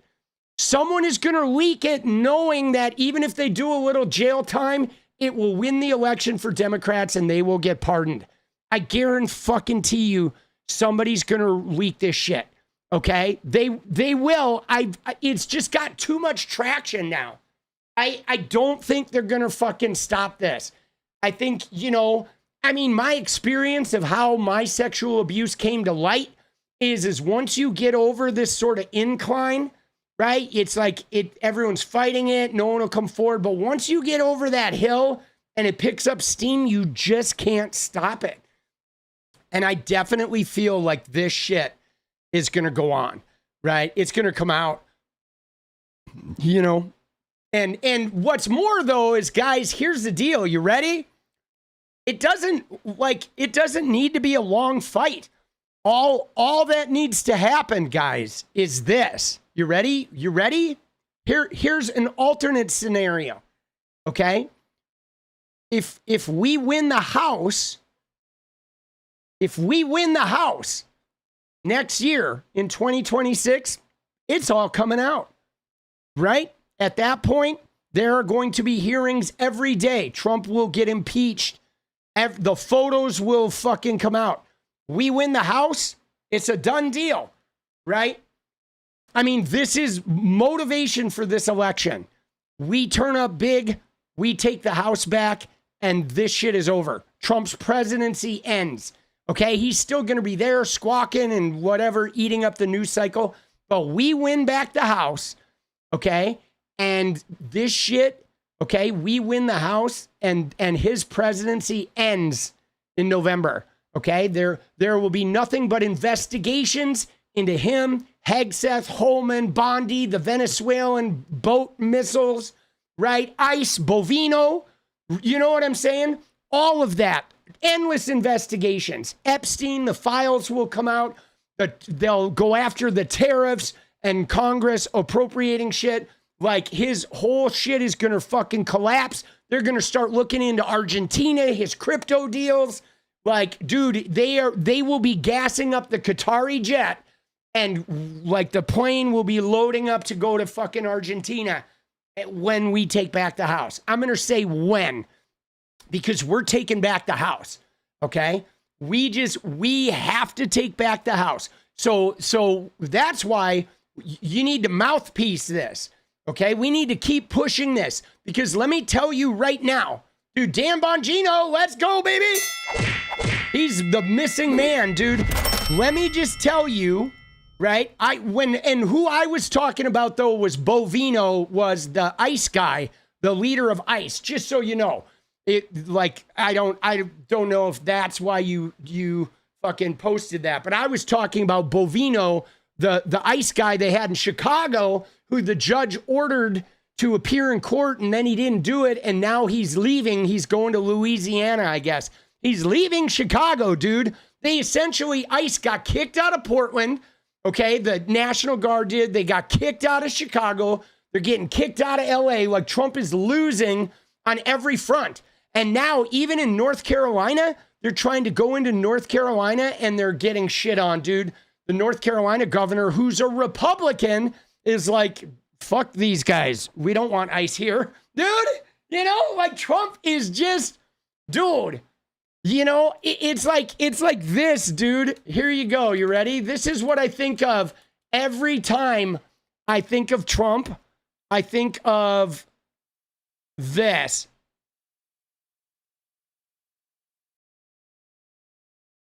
Okay? Every time I think of Trump, dude.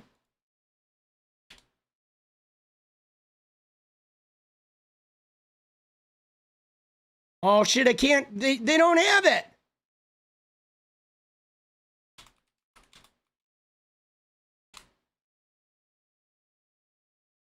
Dude, you seen the image of him holding the L? Dude, why can't I find it, dude? That should be it should be the easiest thing. I bet if I know how to find it. All we have to do is look at somebody talking shit about Mamdani, a right-winger talking shit about Mamdani, and then he'll be in there. It'll be in there.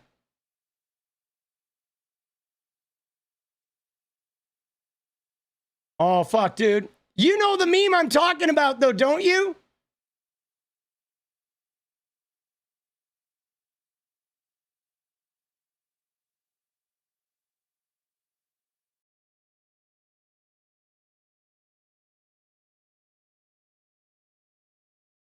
Where they're like holding an L. You also had it with fucking Joe Biden.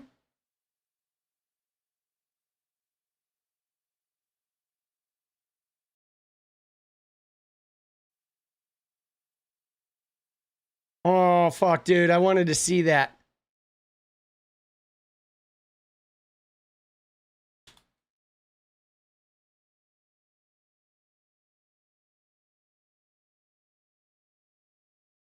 He's holding like the letter L. It was a Biden L meme, right?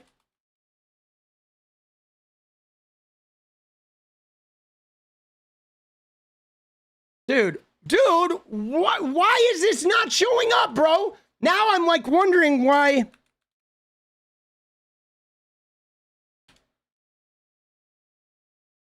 Oh, it's this meme. There we go. That's what you need, the holding. All right, it's that meme. But remember that meme? Right? That's what it is, dude. Oh, shit. Dude, there's one of Mamdani holding an L, right? So anytime these people complain about Mamdani, you post that. And they're like, here, take the L, bro. Oh, so good. Dude, the internet is trying to prevent me, dude. That shit is money, though, dude. Oh, so good. He's got his little ice cream cone. Dude, so good.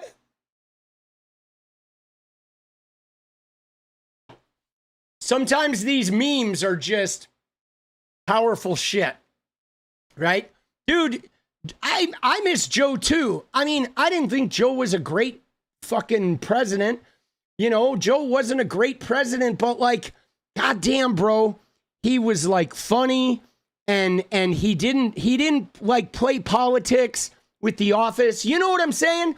Like, Joe Biden would never come out and praise California and then shit on Oklahoma. Okay? Joe Biden came out, and if a disaster happened in California or a disaster happened in Mississippi, Joe Biden came out and was the same goddamn response. Because we're the United States of America, and his job was to be a presidential protector for all the people that hated him. Even the FJBs And the people who fucking made fun of him and hated him and wished he was dead, he would still come out and have their fucking back because that's his goddamn job, okay? And the fact of the matter with Donald Trump is he is a two-faced, petty, fucking thin-skinned little bitch, okay? Who doesn't do his job, all right? He like wields the power. And he tries to be a bully with the power, and he tries to take advantage of everybody and tries to like get away with shit because he has the power, but he doesn't do his fucking job.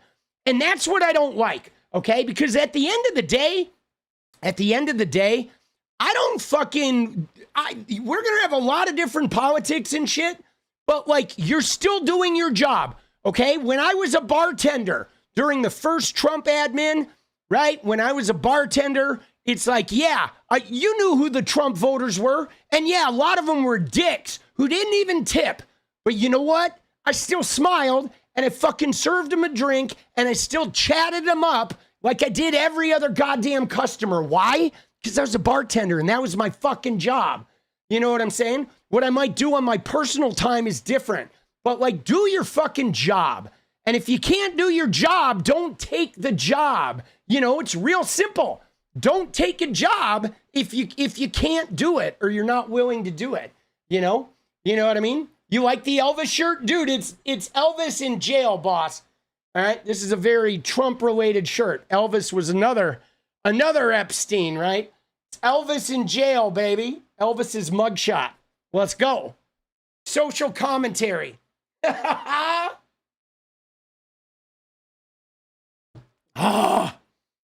Trump's fuel is anger. Dude, Trump's fuel is like raging insecurity and the rage that it breeds, right? For sure. You know?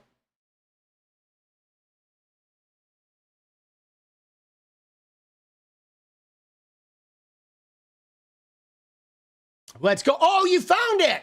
Oh, look at this. Here it is. Dude, homie fucking found it. There it is. Thank you. There's the one I was looking for. Look at that. Isn't that amazing? Dude, that shit is good, boss. That shit is fucking gold, isn't it? Oh, fuck, bro. The mom, Donnie L. Thank you. Thank you very much. Trump never understood what the job is. Yeah, see, Trump, though, has never worked, man. He is... right? Trump is just a fucking lazy piece of shit. It's in the Discord. Discord's down in the description. Yeah, there is a Discord. Go down in the description. There's a sign up link. And keep the conversations going all night long. All right, so what else do we got? Dude, I guess we got to cover the Nancy Mace thing. Dude, what is going on with Nancy Mace, bro? Like really? Like, what is going on with this woman? Like, dude, I have never seen someone, okay? I have never seen someone so desperate as Nancy Mace. Like, guys, she is like desperate.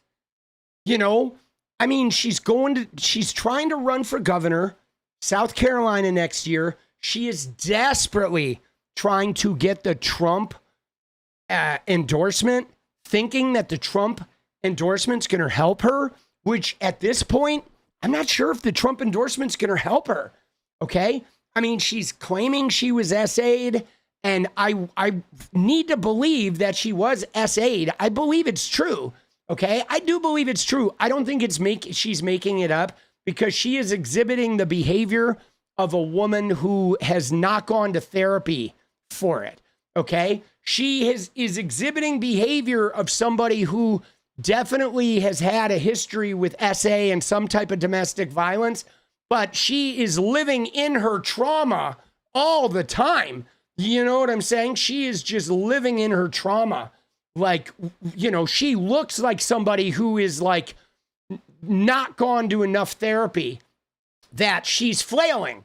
Okay. She's losing it. And you notice, guys, just notice the shit that sets her off. Like, she is triggered about, you know, the bathrooms and the transgender people, which, you know, she wasn't essayed by a trans person, but that's the type of shit that happens though, guys. That's the kind of stuff that happens where, you know what I'm saying? Hold on one sec here. I do have to look at something. Okay. Because I forgot to hit record on my fucking stream here. So I just wanted to I need to mark the time. And I finally did hit record. So I'm going to have to go grab some shit from, I'm going to have to download the video.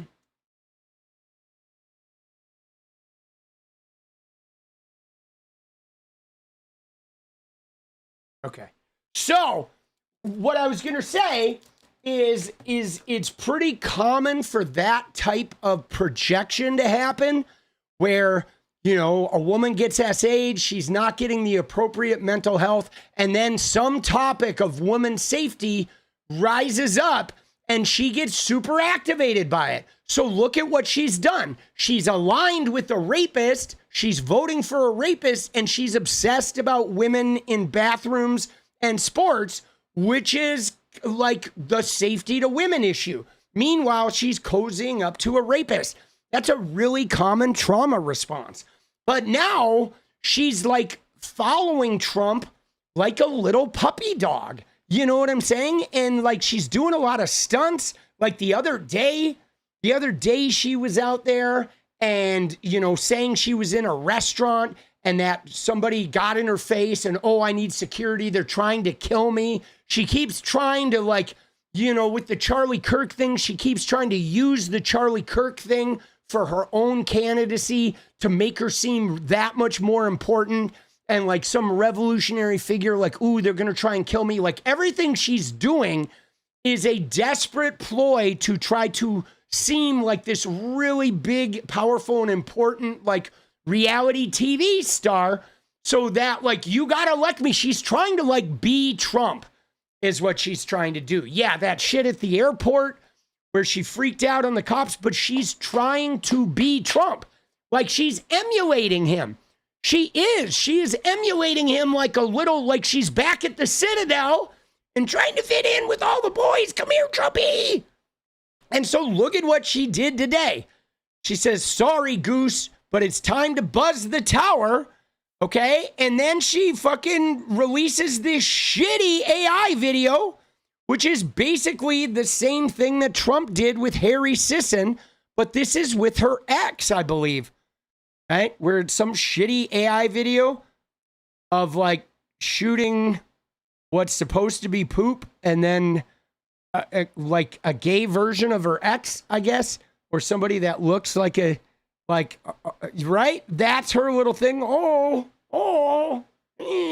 Right? And everyone, dude, is just railing on her on the internet because, like, what is she doing? She's like so desperate, right? She's so desperate to fucking, right? Like, look at that, dude. Should have used the free AI, right? You know what I'm saying? And somebody else pointed out that, like, dude, actual fighters, they have a stick. They don't have a fucking, right? This ain't a Cessna, the little command thing. Look at that, dude. She's flying a fucking jet fighter with, like, a Cessna's fucking steering. Dude, they're like, it's a fucking stick, bro. I know, it's funny. Oh my God, dude, this one, I'm not crazy. I'm not sure. I'm not sure if I'm buying into this. Dude, she is just so fucking nuts, okay? She is so, like, she is insane, guys. You know, she is losing it. And you know, she is losing it, okay? And again, though, it's the way she personalizes this shit. Like, look at this quote right here. Like, everything she does, like, even with Epstein, okay? She's voted for a rapist. She defends a rapist. She's constantly bending over to try and get that rapist Epstein bestie to endorse her. But all she's doing, guys, is she's walking around using the Epstein victims to talk about her. Like this clip you're about to see where she's like, you guys aren't taking me seriously enough. I'm a victim too. This is like the Epstein victims. You're out to get me. Like, look at her. Look at her. But I want you guys to tell these women's stories. Why is it so hard in the press for women to be taken seriously when they've been abused? I've seen what you guys have done to me. You guys have smeared me, defamed me, attacked me, spread a bed of lies, and the same thing happens to other women like the Epstein victims. But dude, look at that. It's like me. Me. You're smearing me. Take me seriously. Oh. And by the way, Nancy, first off, no one cares. Okay. Second off, that was the worst music. Like, if you're going to make content with music, learn how to match music that matches the mood. Okay? Dude, the music you chose with that lilting piano, that's the worst fucking music for this type of statement. Like, come on, man. I don't know what it is, guys, but Republicans cannot pick music that matches the mood. It's like they need a fucking chart that shows them what the moods mean.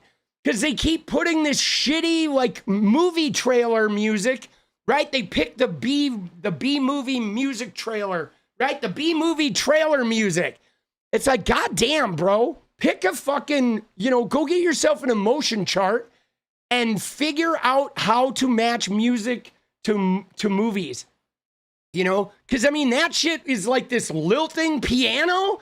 But, like, dude, that shit is like from a horror movie, bro. I want you guys to tell these women's stories. Why is it so hard in the press for women to be and then it's like a minor, like a major key mixed with a minor? Like, what are you doing? Dude, give me a fucking break, bro. That shit's like a fucking horror movie where the girl just threw him out the window and now she's going to like get her baby out of the fucking cubby hole or whatever. Like, what are we talking about? Dude, they're so incompetent. You want to buy a vowel? All right, $20. Dude, I'll give you a vowel. I'll give you an O. Dude. Oh my God. Dude, she is so desperate, bro. I have not seen anyone desperate. Dude, this is crazy, though. She's in a battle, though. Dude, they're trying to get a restraining order against her, her ex-husband. Like, I don't know what's going on with these guys, okay? Like, Nancy, something's really, though, guys, going on with her. Something, like, really, this is not hyperbole. I know we talk a lot of shit, and we talk a lot of stuff, but like, if you look at Nancy Mace, man, I mean, look at her, dude, in 2020. Like, just look at her, guys. Let me just find a clip here.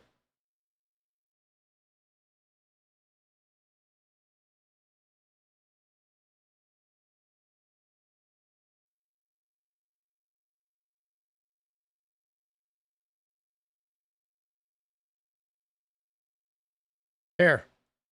I'll have to go to Google because fucking Twitter's not going to show me. But I mean, look at her in fucking...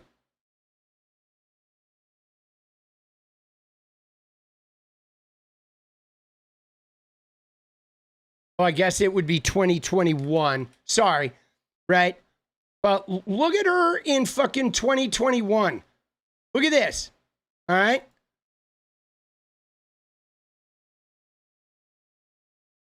As a freshman member of Congress, I really felt like even with COVID-19, I wanted to be in the chamber with the vice president presiding over the joint session to certify the electoral votes, the electoral college and the election.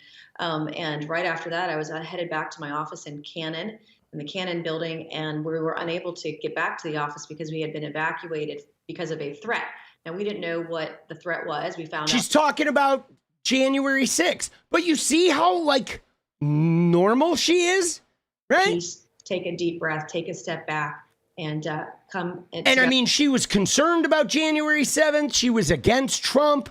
She was talking about, like, Republicans not being too fucking crazy with the abortion laws. I mean, she was so normal. Solution. We've got to save. Okay, she was so fucking normal, guys. Like literally everybody saw her come in and thought she was going to be like a moderating voice. You know what I'm saying? People literally thought, oh my God, a moderate Republican who's going to come in and tame this Trump wing. And now, dude, she is fucking crazy. This shit ends. Like, enough is enough. And now I have to deal with real safety concerns. It sounds like the shooter was a tranny or pro-tranny. And just because I want to protect women, that I'm worried about getting murdered? Are you fucking kidding me? It's out of control. And dude, I'm worried about getting murdered. Nobody's going to murder you, Nancy. You slur-using degenerate, right?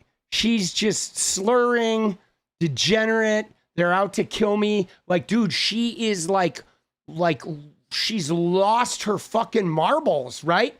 She is like, she thinks she is so important. I saw somebody said she thinks she's the main character. That's absolutely it. Like, she has main character fucking itis, bro. Isn't that wild? Like, dude, just gone. She's just gone, bro. You know what I'm saying?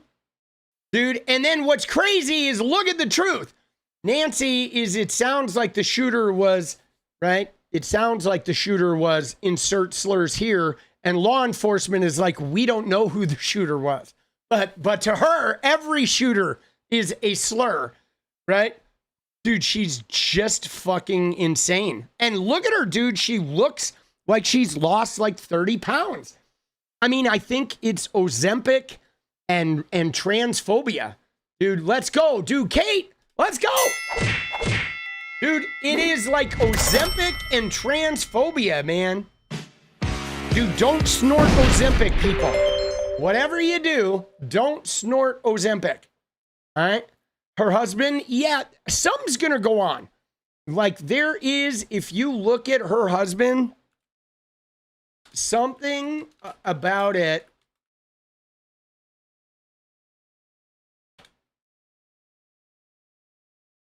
So there were her and her husband, okay? And he's filing a restraining order against her, okay? And this was the announcement. You ready? This is her husband said today, okay? This is literally fucking today. This happened today, guys, okay? Her ex-husband says, today I authorized my attorneys to file a temporary restraining order against Nancy Ruth Mace in hopes of shutting her up, which I know the whole world appreciates. And I just learned this morning that the judge ruled that Jane Doe, who is Alexis Allie Berg, can no longer remain anonymous. The same applies to the witness, Melissa Britton. From this point forward, there are no Jane Does. All parties must be referred to by their real names. This restraining order is intended to prevent Nancy Ruth Mace from continuing to publish baseless claims about me on social media without offering a single piece of actual evidence. For 2 years, she has used her platforms to defame me while producing nothing to support her allegations. While I have tried to allow the legal process to run its course, the restraining order also requests the judge stop her from harassing my attorneys. She has been doing through profanity-filled threats and public smears. Now, we don't know what's going on with this, okay? We don't know. I don't know the ins and outs of her case and what the ongoing thing has been. But what I do know is this, is that, guys, if you're, here's the deal, guys. If you're in a legal battle, okay, with your wife and your kids or whatever, you have parents, you're doing a custody battle, you're doing a marriage battle, you keep that shit off the internet, okay? until the resolution of that case.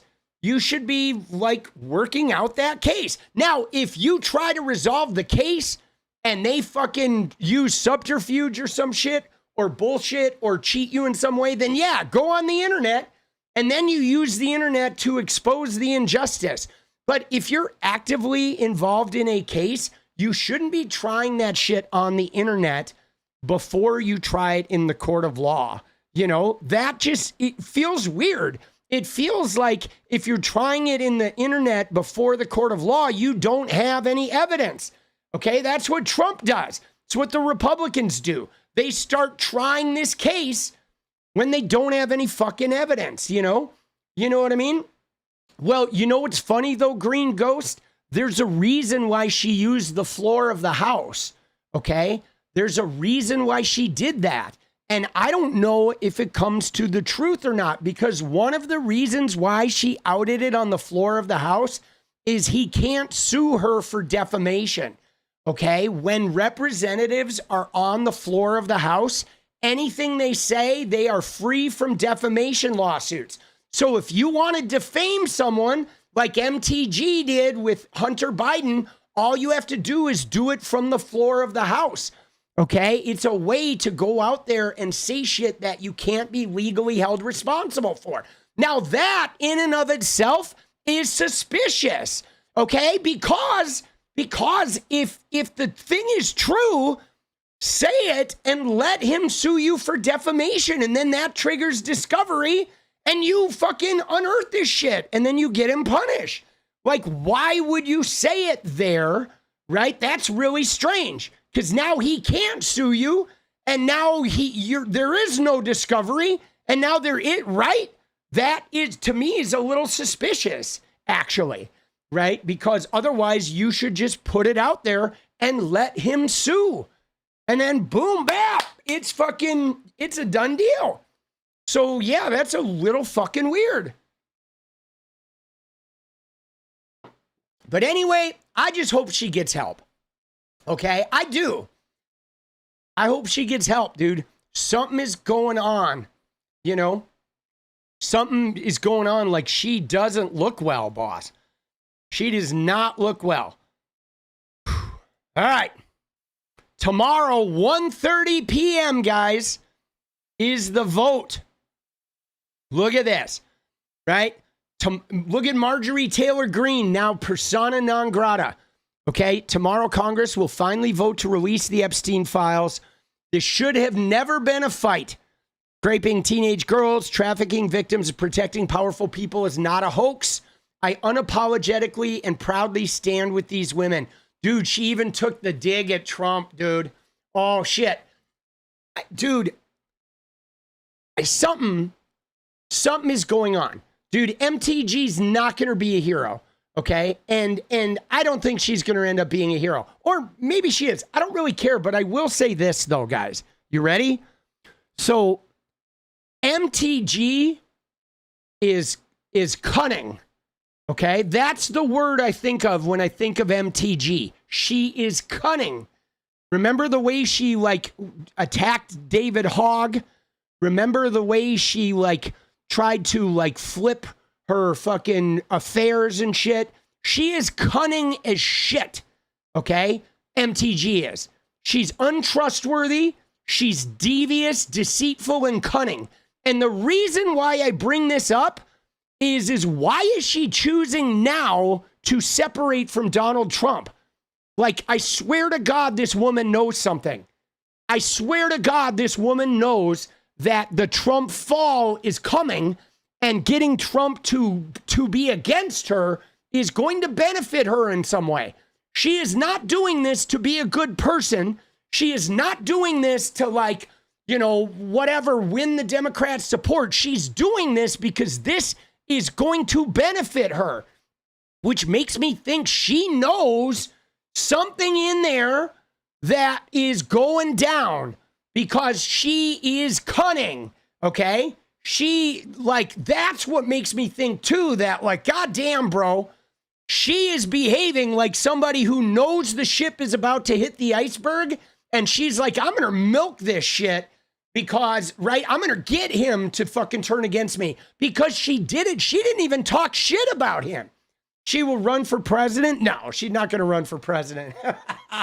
You know? But, like, something is up, okay? The behavior of some of these guys, like the behavior of her, and then Tim Burchett is out there saying obvious lies over and over. And have you noticed Mike Johnson? Have you noticed that Mike Johnson has all but disappeared? Have you noticed that? Right? Like during the shutdown, Mike Johnson was out there all the time, everything. But once he swore in 𝗏𝗏, dude, that guy has done a disappearing act, bro. That's weird, right? MAGA Mike, who's out there normally fucking listen to our victories and shit. Dude, they just had the big shutdown shit. Dude, Mike Johnson has all but disappeared. Elon, we haven't heard a peep from him, bro. Everybody's behaving strange, guys. Everybody is. Something's going down. Dude, yeah, Bongino vanished. For sure, dude. Bongino vanished. But he sort of got replaced. Like Bongino, the Attorney General of Missouri took over Bongino's job.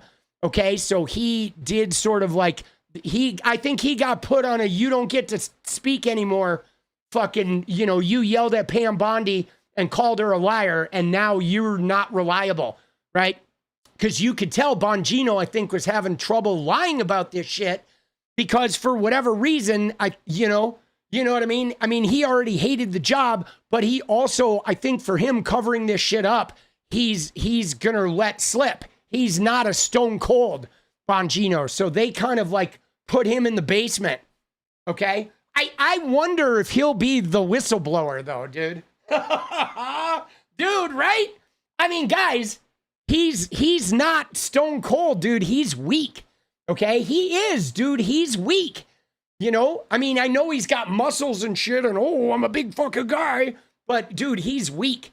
And I mean, you gotta be, if you're gonna be like, you know, a PR person for a law-breaking president, like you have to be able to go out there and lie with impunity. Ha ha ha. My lies? I love my lies. Fuck you. I'm lying and I don't even care that I'm lying. Like you have to be like stone cold. Dude, and that ain't Bongino, dude. He is too big of a pussy, dude. He is, bro. He's like, oh, I miss my wife. It's too many hours. Yeah, dude, Dan would fold, bro. Dude, he would. They'd hook him up to like electrodes and shit, and he would be giving them the plans. Dude. He would.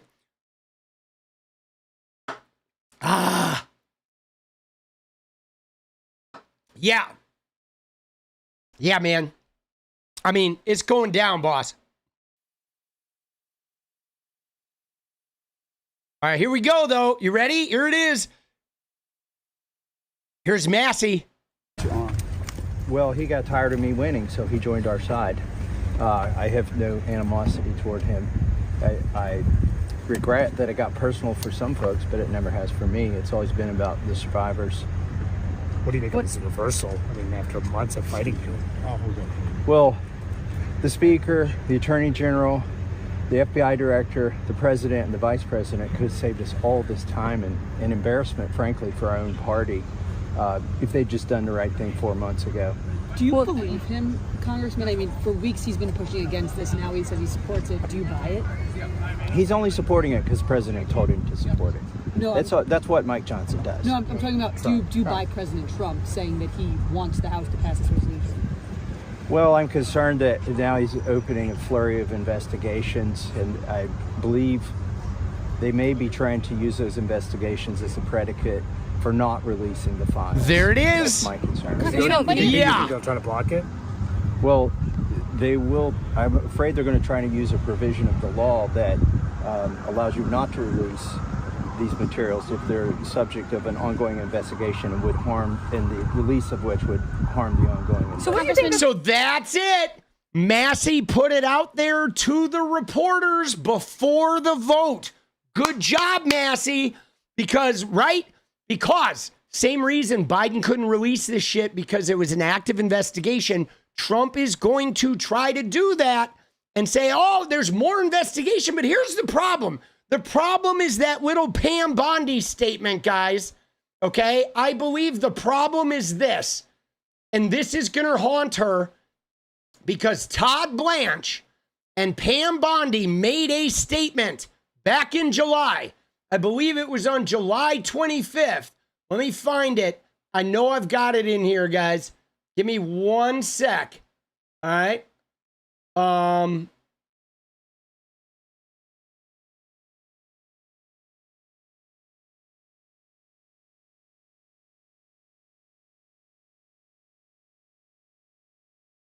Oh, shit. Did I not take a screenshot of this? All right. Hold on. I'm getting it. Give me 1 sec here.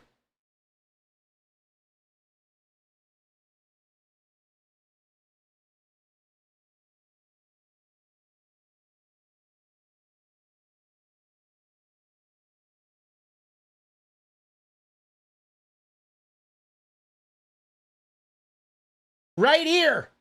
Hold on. I'm saving it.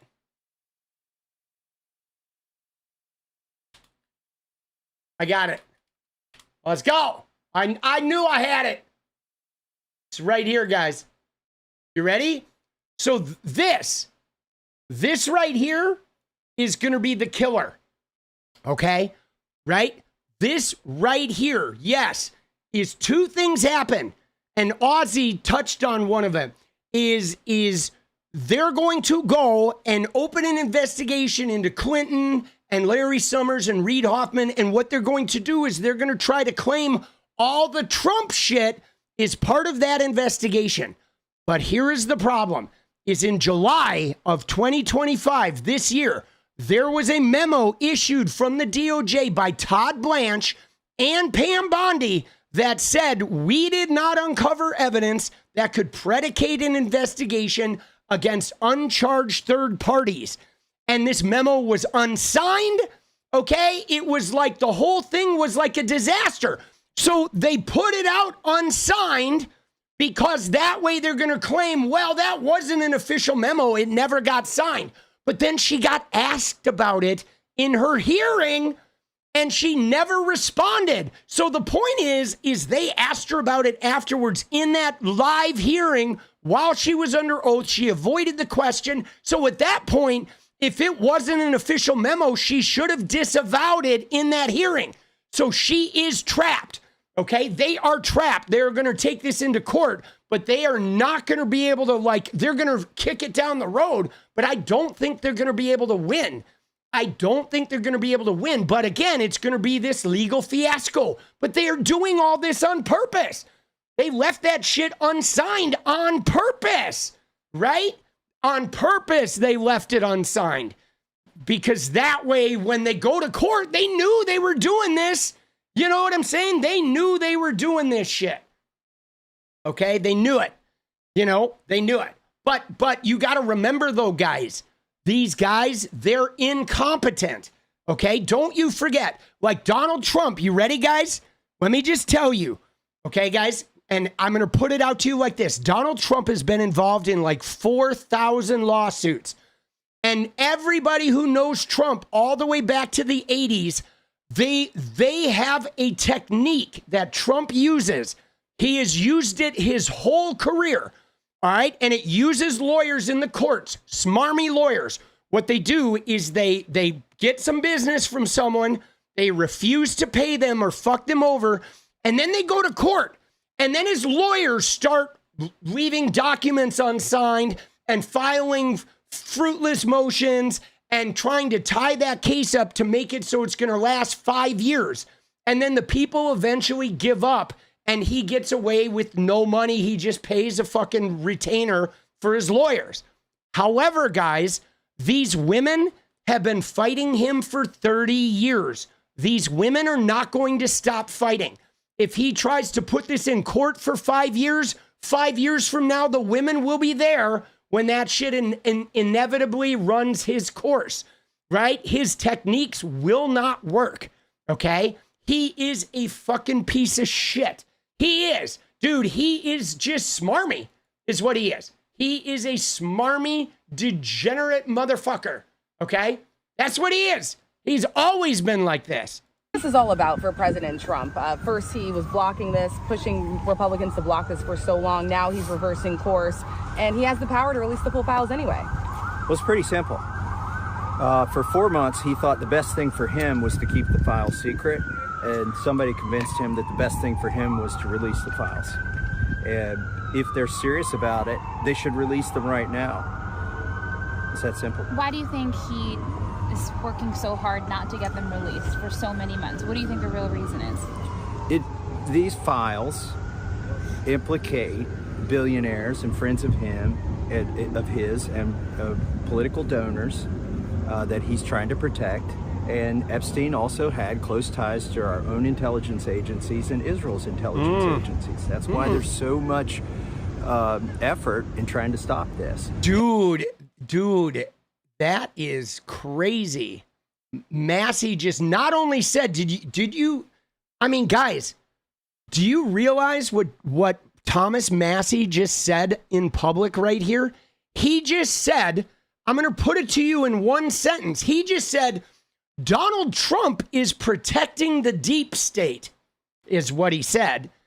In not so many words, he just said Trump. He didn't even implicate Trump.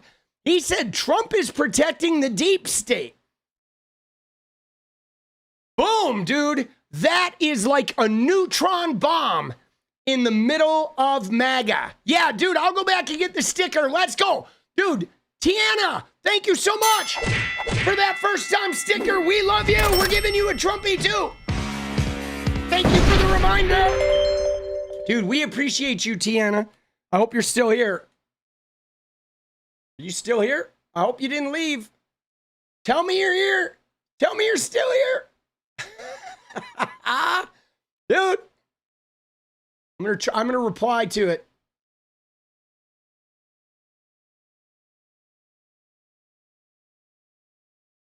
Oh, it doesn't have your fucking name on it. All right. It doesn't have your handle on it. Goddamn handles. Dude. All right, thank you. Dude, so yeah, he just said, okay, Trump is protecting the deep state. That is rich, bro. That is some rich shit, boss. That he's trying to protect.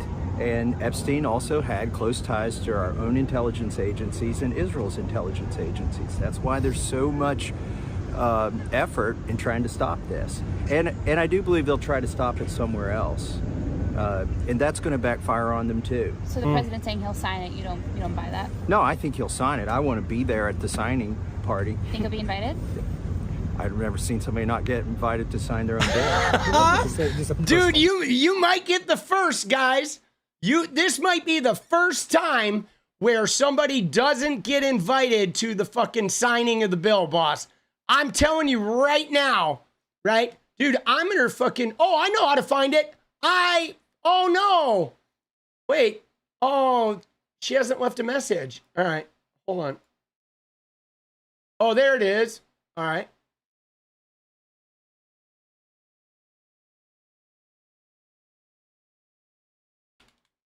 I think she left, dude. Oh, shit, boss.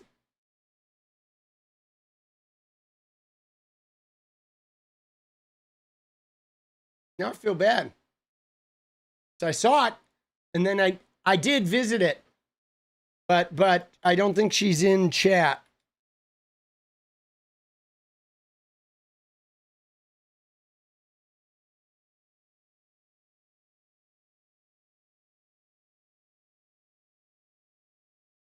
Yeah. All right. Well, hopefully she'll come back. I was working. I know. But I always feel bad about that shit. I try to stay on that. The jerk store, dude, the jerk store called. They want me back. Nature of this. I mean, again, he goes after you, your wife, calls Marjorie Taylor Greene a traitor. Let's be clear. He went after my late wife and my current wife. What do you think about that? I think it's a new low for him, but again, we laughed it off. It's more to his detriment than mine that he, put something like that out. But I think it was beyond the pale, and if that's what it took for him to go that far to realize he needs to support this instead of opposing it, then that's okay. And by the way, my wife has laughed about it. She did tell me to invite Trump to the wedding, and I didn't, so she blames me for him getting mad. See, I will say this, guys. What I've been seeing all day, okay, all fucking day, I've been seeing this shit on the internet, right-wingers taking this victory lap.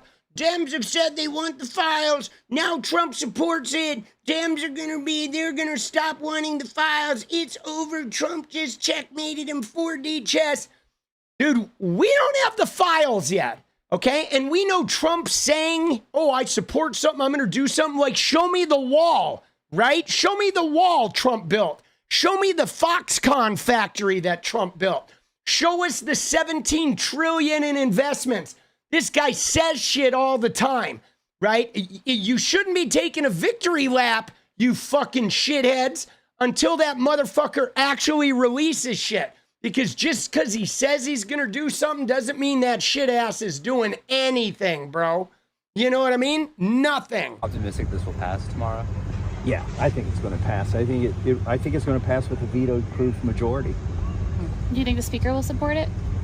I think begrudgingly he has to at this point. Oh, dude, maybe that's why we haven't seen Mike Johnson. Did you see that? You think the speaker will support it? He said, I think maybe begrudgingly he has to.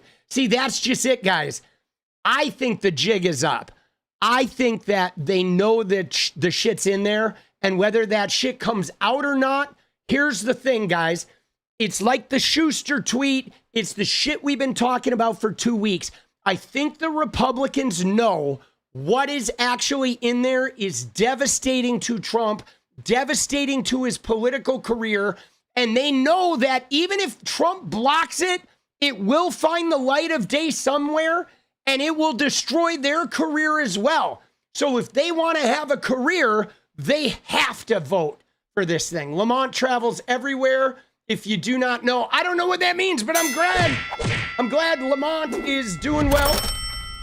Dude, they have some shit, guys. The jig is up, okay? They know that, right?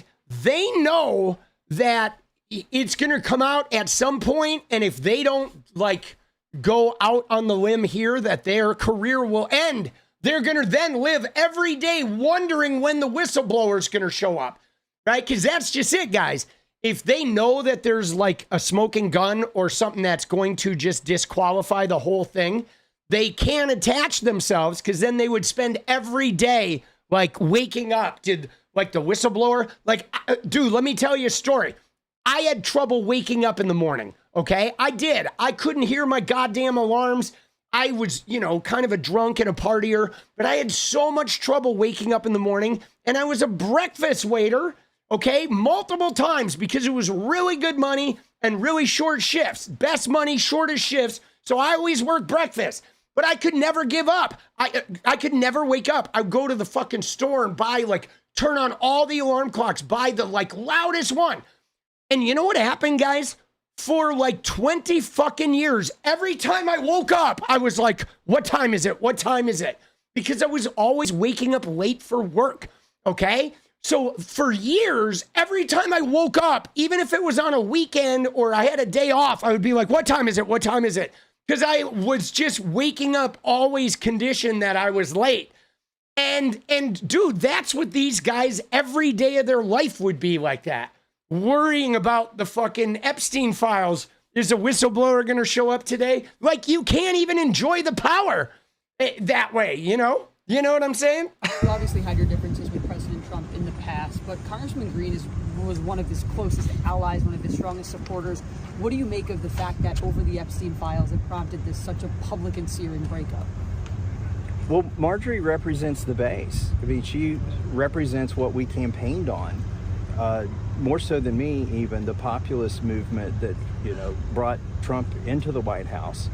And when he told his supporters that they're no longer his supporters if they still want the Epstein files released, ouch, he lost a lot of supporters, but Marjorie didn't. And she, she's in favor of finding justice for the survivors.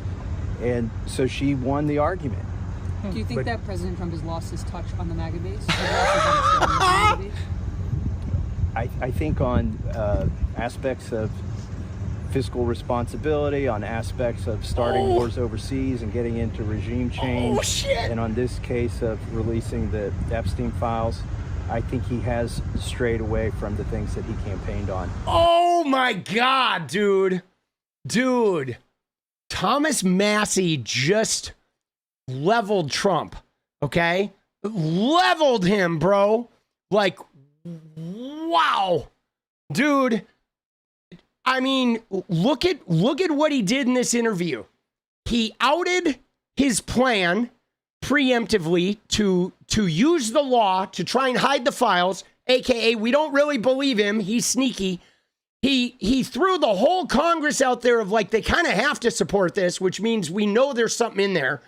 He said, connected Trump to the deep state. Okay. Then he fucking called out Trump for, you know, selling out his own base and like trashing everybody. And in the very end, he basically said this guy is completely turned on everything he campaigned on. And he said that Marjorie Taylor Greene won. He said Marjorie Taylor Greene won the argument, right? He gave the victory. Dude, he gave the V to Marjorie Taylor Greene, which is true. She did win. She won. She fucking won, bro. She made the move. He disavowed her and is like, fuck her. I'm like not supporting her. And then he did the thing she's doing and said, oh, let's release it. Dude, she fucking destroyed him. Dude, the weapon of massy destruction. That's good. Oh, fuck, bro. I got to save that one. That one, we're going to have to go fucking, like, I bet we'll be looking at this interview again in about 3 months. I anticipate, right? We're definitely fucking coming up here. Now, what is this? This is Epstein's brother, Mark. Okay. What I do want to talk about is I've been recently told the reason they're going to be releasing these things and the reason for the flip is that they're sanitizing these files. There's a facility in Winchester, Virginia, where they're scrubbing the files to take Republican names out of it. That's what I was told by a pretty good source. Oh, so there we go. So there's Epstein's brother making the claim that there's a facility in Winchester, Virginia, where they're scrubbing the files to take the names out. Now, that's weirdly specific, okay? Now, here, again, you know, just remember, guys, before you think, oh, shit, they're winning, Epstein snipped the tape. Nixon snipped the tape, guys. Okay, Nixon, they cut the tape. Okay, so I don't think, even if they are scrubbing, okay, even if they are scrubbing, I feel like you can't scrub this. Okay, you can't scrub it. It's in too many agencies. There are too many copies of too many things in too many lawyers' files, in too many agencies. Everything that's at the FBI is in a lawyer's fucking file cabinet somewhere. If they were to scrub this shit and people were starting to produce the unscrubbed documents, it would be like detonating a neutron bomb. I think it's too big. It's like the same shit Nixon did with the tape, where they cut out the 15 minutes and eventually people are like, oh, the 15 minutes is missing. Bye-bye, Nixon. Okay? You know what I'm saying? Bye-bye. Bye-bye, Nixon. Bye-bye. Bye-bye, Trumpy. Like, even if they are, but I will say one thing, though, guys. Just be with me here. I don't think Mark Epstein is a good guy, okay? I don't trust Mark Epstein, dude. You know what I'm saying? Like, fuck Mark Epstein. This guy is a scumbag, bro. He ran a building that like sort of like was like the vacation home of all these abused girls. Okay? He did. He was a fucking cheat and a sneak and helped Epstein carry this shit out for decades, bro. Fuck Mark Epstein. Okay? So I don't care what you say. You should be going to jail too, you fucking piece of shit. Seriously, he helped fucking Epstein like hold these women down and keep control of them. So he can fucking go bop and fucking knob, bro. You know what I mean?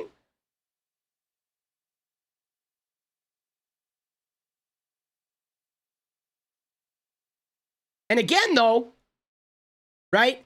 With this, right? With this right here. Hold on.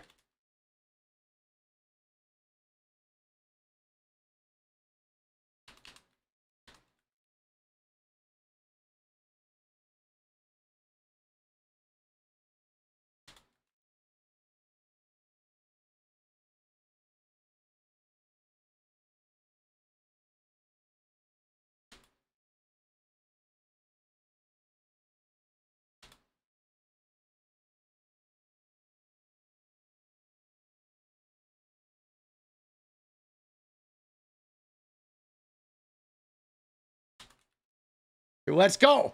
Dude, let's go. With Bill and Hillary, like, they shouldn't have shown up, okay? Bill and Hillary should not have shown up, guys. Seriously. Bill and Hillary, who do I really trust, Wolf or Palmieri? I'll be honest, guys. I don't really fucking trust either Wolf or Palmieri. I will say this, though. You ready? Let me just tell you this. Here's my thing. Is Wolf, I believe Wolf had access to Jeffrey and Trump. So I do believe that Wolf got stories, but Wolf didn't fucking tell the truth. And he hasn't really risked it until it was like safe to do so. So he is suspect. But I do know, though, that Wolf got the bragging from those guys. And Trump and Epstein both like to brag. Okay, they do. They both like to brag. They absolutely do. So I know that he probably heard some shit. Now, the thing with Tara Palmieri that's different is she lost me, guys, recently. And it was really the CNN interview. Okay, because Tara Palmieri went on the road for a little while with Virginia Giuffre, right? But I don't think Tara Palmieri was on the road with Virginia Giuffre to help Virginia Giuffre. Tara Palmieri was a political correspondent for the White House. I think Tara Palmieri was probably sharing information with the White House or with White House sources. And she recently did an interview on CNN where she minimized Virginia Giuffre's suicide. And she like insisted it was a suicide and that Virginia was troubled and all this shit, which really flies in the face from like what Virginia and a lot of other people said. And I thought that was really weird. And then I saw her do that fucking botch job with Kat Abu-Ghazaleh. And I realized that Tara Palmieri is a little bit conniving. You know what I'm saying? Tara Palmieri is a little bit conniving. There's something about her that is not adding up. Something about her is like, I am giving you the straight dope that protects the Trump administration, right? I am the straight, let's look into everything here on Epstein, but Trump is not guilty. That's what I get from Tara Palmieri. And guys, she started on right-wing, like gossip magazine news sources and ended up being a correspondent that covered the Trump admin. I think she's a leaker. I think she is an investigator who shares information with, right? The person, you know who I do who I do trust? I'll show you who I do trust. Is right here, guys. Okay? This woman right here, this woman I trust. Okay? Julie K. Brown, she has talked to most of these people. She has been covering this shit for 10 years. She talked to people during the original investigation.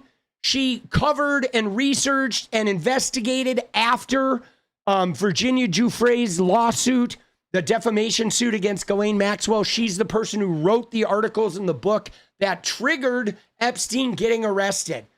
And so if Julie K. Brown is sniffing around it, if Julie K. Brown is reporting on it, you know it has been fully vetted, and it is only of the angle of prosecuting the people who did this shit. Okay? I implicitly trust her. Okay? 1,000%. You know what I'm saying? Dude, she is, and I mean, dude, I'll put a link here if you guys want to get a Miami Herald subscription. It's not that expensive, but I got a Miami Herald. She has all of the stuff. Dude, she's literally the person who fucking broke it. Okay? You know what I'm saying? She literally broke it. Right? She is trustworthy. Okay?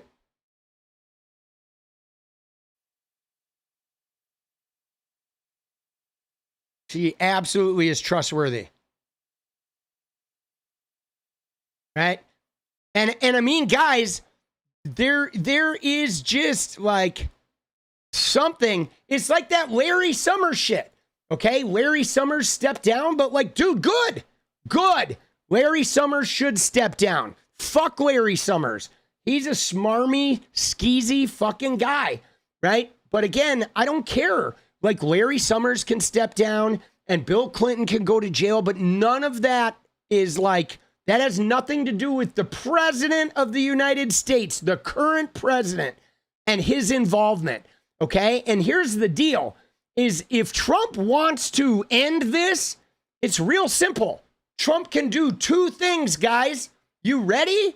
Here, Donald Trump, you want to end this? You want to make Epstein go away forever? You do two things. One, you release all of it tomorrow morning, right? Before the vote, you wake up tomorrow and you say, authorize the release, full, unredacted, everything in the Epstein files, complete release, happening at fucking whatever, 10 p.m. that night. That's step one. Step two, Donald Trump, you go before the oversight committee, you go before a Senate hearing, and you spend 4 hours in each room answering every question that they have about those files. And if you do those two things, we will never mention Jeffrey Epstein again. Okay? That's it. You do those two things and you come out clean and you are fully exonerated. All right? I will come out and say I was wrong. Trump is clean. Trump is exonerated. Okay? Dude, you know what I mean? That's it. Like, it's real simple, bro. Come on, Trumpy. Come on, Trumpy. You think you're big balls? Let's see him. Let's put the balls on the table. Let's bring Bubba. All right? Dude, yeah, no, we know he's guilty. Dude, he is as guilty as shit, bro. Dude, he is guilty. Dude, he has tiny balls, bro. Dude, hand himself in. Hand yourself in, Trumpy. Dude, I don't know, guys. I feel like part of me, I know this is petty, what I'm about to say now, but part of me, guys, I enjoy the fact that I know he is stressing. Like, you can see it on his face. Everything is ground to a halt. Nobody even cares about his administration. Like, you know what I'm saying? And they took away the shutdown. The shutdown was his big victory. He thought the Dems caving and Schumer and the Dem approval rating, he was like, dude, I'm going to live it up. He was dancing, thinking shutdown, shutdown, shutdown. But Mike Johnson waited until the day of to swear her in, and then they just got fucking outmaneuvered. And now, like, nobody is even talking about them. Nobody even cares. He even bombed boats, and nobody fucking cares. And look at this, guys. Look at this article in Politico that came out today, guys. Look at this shit. This, Donald Trump is going to see this, and he is going to break something. How Thomas Massie outmaneuvered Trump. Oh, this is worse than Trump going to jail, guys. Seriously, Trump doesn't care about jail. If he goes to jail, he'll be in a country club. He'll have all his shit anyway. This hurts him more than the threat of jail, dude. Dude, yes. Outmaneuvered. Oh, dude, this is like, dude, this shit fucks him up, bro. I want to see like 100 articles like this, bro. Oh, dude, look at him. Oh, the president's Sunday capitulation handed his biggest GOP foe in Congress a major victory. Capitulation. Outmaneuvered and capitulation. Dude, oh, this is amazing. Like, this shit fucking kills him, bro. Oh my God, dude. That shit kills him, right? Shit kills him, dude. You know what I'm saying? Dude, so again, you ready, guys? You ready for this? I think there's going to be a veto-proof majority, okay?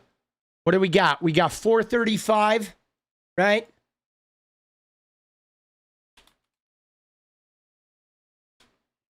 Veto-proof in House is 290. So that means they would need, there's 214, so they'd need 76 for veto-proof. I'm calling it. It's going to be a veto-proof in the House. I bet it's going to be 320, okay? 320 or higher in the House are going to vote. Like, I mean, it could be fucking 400 for all we know. But I bet it's going to be 320 or higher in the House, veto-proof majority. I would imagine it's going to go to the Senate. Going to be the same thing. All right, let's see how many Senate seats are up.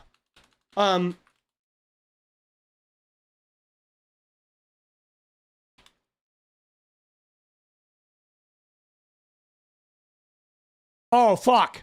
2, 4, 6, 8, 10, 12, 14, 16, 18, 20. Dude, I think it's a fucking veto proof in the Senate too, dude. Dude, you don't understand, guys.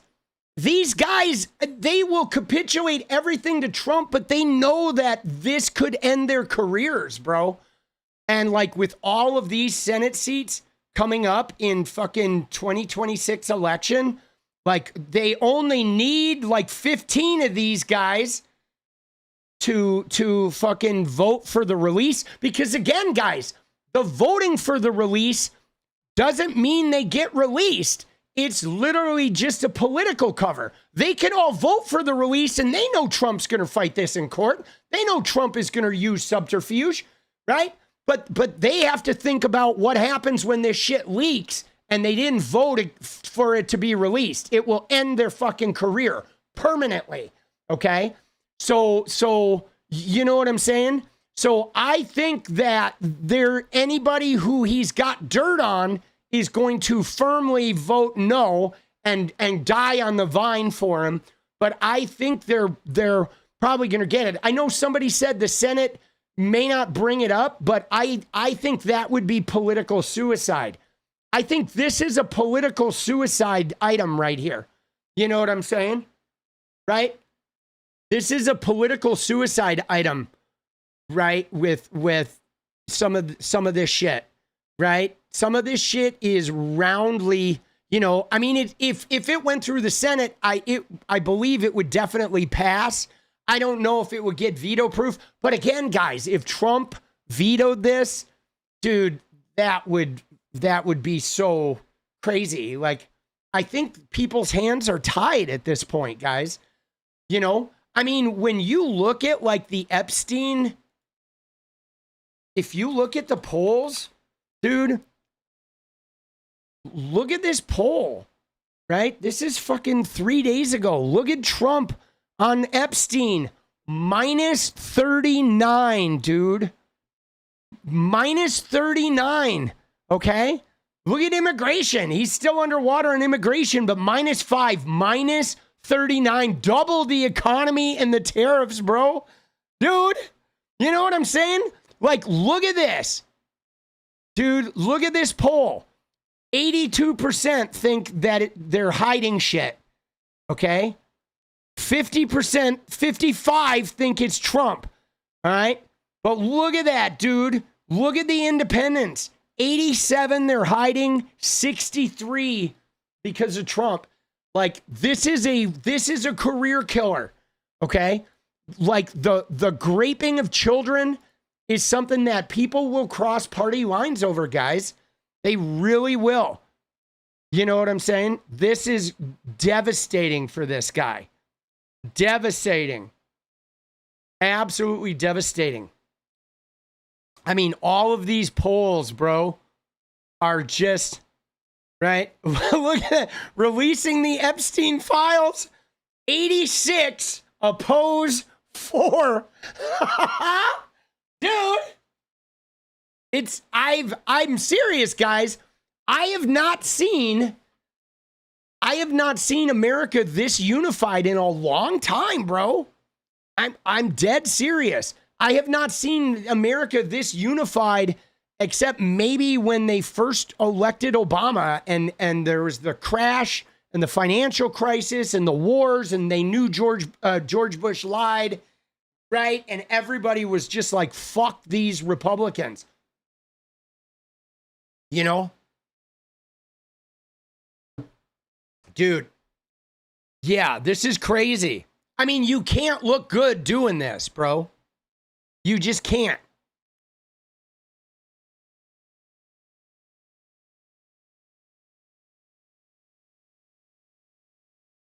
But dude, look at that.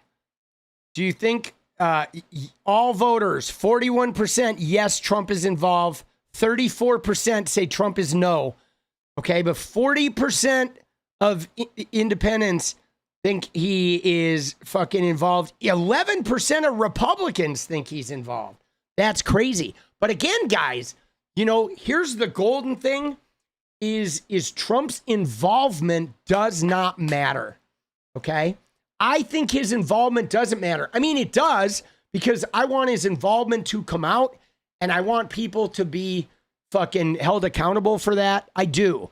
I want us to see those photos. I want all the shit to come out. I don't know if it will, but just him protecting the deep state is enough. I mean, you've seen how it's fracturing the MAGA base, right? MAGA is all spun out, okay? They are. They're all spun out. Dude, do we have any good civil war? Like, who's fighting right now? I want to cover a little MAGA civil war, and so I need to know who's fighting. Dude, let's find people who are fighting. We'll check in with 𝗫𝗙. We'll check in on Twitter and find out who's brawling. Because I need a little bit of MAGA civil war.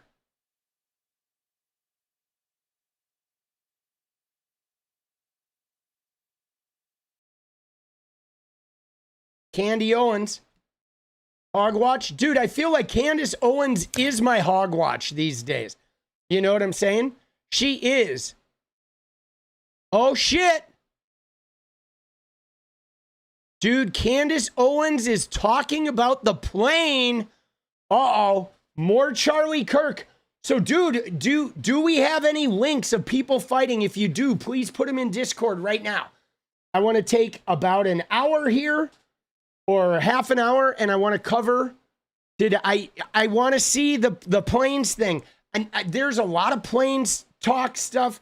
Dude, because, like, this is important. I feel like honestly, guys, my content, the content that we're putting out on YouTube is helping the MAGA civil war. Okay. And somebody says Erica's Israel asset. So, guys, there is an obvious, very obvious Zionist takeover of TPUSA. Okay, there is, guys. It was like instantaneous. Charlie gets shot. Netanyahu starts doing interview after interview, glazing Charlie. Then he's like, oh, we didn't kill him. I promise. It's like, really? Did anybody ask you if you killed him? You're like denying that you did this thing that nobody even asked you if you did. And then instantly, you know, 𝗙𝗏𝗏 is the CEO. She is like a wailing wall, deeply evangelical, rapture starting Christian. You know what I'm saying? And now all of the TPUSA guys, the TPUSA is so like Zionist Trump that even their own followers are like, dude, what's going on with you guys? Okay. So there's some shit going on with 𝗙𝗏𝗏 and Netanyahu. And guys, I would not be surprised if there's a Jeffrey Epstein connection here, because you got to remember that Benjamin Netanyahu's defense minister, Ehud Barak, who was a former prime minister of Israel, was like Epstein's fucking bestie. It's like Epstein and Ehud, Epstein and Trump, Epstein and Brunel, Epstein and Ghislaine. And so, dude, there is like the Charlie Kirk being eliminated to full-on $150 million Zionist cash influx into TPUSA and helping to bury the Epstein thing. It's not like unbelievable, man. You know what I'm saying? Dude, it's, you know, this is like, you know, this is the most believable thing out there. And again, I have a personal vendetta of like ending TPUSA because they are a lying, despicable fucking child grooming organization. Okay. All right, you guys, happy Monday. A little bit of history for you today. It was after the public execution of sitting President JFK in 1963 that the CIA established Operation Mockingbird. Okay, so hold on. We're going to get into Operation Mockingbird, but can I show you something? I want to show you something real quick. I need to show you like 20 seconds of a video that I forgot about that I think is pretty interesting. Hold on. You ready? You ready? Watch this. Watch this, guys. This is a fun little thing. You ready? You ready? You ready? Here we go. Watch this. I don't know why you would waste your time saying somebody deserves to be publicly executed. You know what? I want to watch that execution. That'll make my day better. In front of everyone. By the way, this is my other problem with death penalty. It takes too long, too many appeals. Expensive. It should be public. It should be quick. It should be televised. Why would you say that? You could have like brought to you by Coca-Cola. No, I'm not kidding. By the way, they'll get their head chopped off. Just ask them to really reassess. Say today we're going to publicly execute this person, and they read off Super Bowl. The shoes. You get a last meal. No, they should make you eat bran. They get a high off of watching someone be murdered. And if you do this, this will be your fate. Ready, set, go. Boom. End of life. You think it's funny? Isn't that funny? Dude, isn't that funny? It is a fucking link you that. It is, I mean, I can put it in fucking Discord. I'll put it in there. Right? There it is. It is in the general chat of Discord. There you go. So you can download it. Let's go. Dude, her voice, dude, she's a fake, bro. It's in Discord. The link to join the Discord is down below. Get in there, right? It's in there. It's in the general chat, general chit chat. Isn't that funny? Conversation between Charlie Kirk and Erica. Oh Lord, I'm gonna make a short of that, but I'm going to. There's a couple of things I'm gonna cut out. I'm gonna make it a little shorter, but yeah, it's good. Campaign on the people. All right, here we go. All right, you guys, happy Monday. A little bit of history for you today. It was after the public execution of sitting President JFK in 1963 that the CIA established Operation Mockingbird. Deep state assassinations require deep state solutions. They spent an offensive amount of money to control the press and to control the narrative, to put an end to the public asking common sense questions about what actually transpired on that fateful day in Dallas. To put it simply, the deep state declared a psychological warfare campaign on the people. Oh, the In effect, their soldiers were the journalists and the writers. Their goal, obviously, to get people to just stop asking questions, to almost criminalize asking questions via methods of gaslighting. Fast forward to 2025, and they're running the exact same playbook. Charlie Kirk was assassinated in broad daylight, and they immediately deployed their troops to criminalize asking questions. What are you supposed to take from the everyone? You know what I mean? Mm-hmm. I think the implication was dramatic, and then I think a lot of people reading the tweets would assume that she meant Erica Kirk. Either Erica Kirk is evil and was in on it, or Candace Owens is an evil. I think what Candace Owens is doing right now is evil. It is evil what she's doing right now. Post Charlie, there was so much unity, so much excitement, so much resurgence in faith and newfound interest in faith, and that now there is discord, so many distractions, and that is just like Satan, who comes to steal, kill, and destroy. He is called the great accuser. He is the sower of discord, the author of confusion. The reason I haven't weighed in on things is I'm an eyewitness to events, and they said, don't comment on things because anything you say can mess that up. I don't want to mess up any trial for the person who did this. That's 1,000% right. But Candace Owens is well within her rights to suggest certain things and all this, and she has the right to free speech and all that. That's fine. She's right to ask questions. I just think it is hurtful and not helpful when you cross a line to strongly suggest somebody's guilty of something for which you have no evidence. Oh, dude, there's the MAGA Civil War. Dude, you see that? Oh, shit, bro. Did you see those people? They are out for blood. I know her face. Let me just tell you. Can I just tell you, she fucking loves this, guys. She loves it, okay? She loves it. I mean, I will say this. I don't know what everybody else's motivation is, okay? I don't know, but I do detect an actual, like, desire for her to get to the bottom of this, okay? I know she's grifting and focusing and, like, but it doesn't seem ungenuine. Like, I really believe she cared about Charlie. She actually looks like she was affected by his disappearance and is fighting to at least know the truth, okay? Now, her getting them riled up and relishing in their downfall, she's also doing that. But, like, when I look at Erica Kirk does not look like she is mourning Charlie and doesn't look like she's concerned about the truth. She's not even asking questions. Erica Kirk is more like, let me tell you what I'm going through, and we're gonna make sure all the newborns in America get branded with Charlie Kirk's face on their chest. You know what I mean? Like, Erica Kirk is literally just cash registering this shit, like, openly. Oh, my tears, I'm so broken up. Hey, guys. You see me in my leather pants? You want to watch me and JD Vance's sex tape? Come on, guys. Oh, hi, Carly. Hi, Erica. Right? Dude, and like, I don't know. Candace is like, really feels like I have a bunch of questions. Some of this shit doesn't add up. Why is nobody asking questions? Right? Because, man, I could just tell you, if something happened to Jenny, and there were a bunch of questions like this, guys, I would be investigating it every day.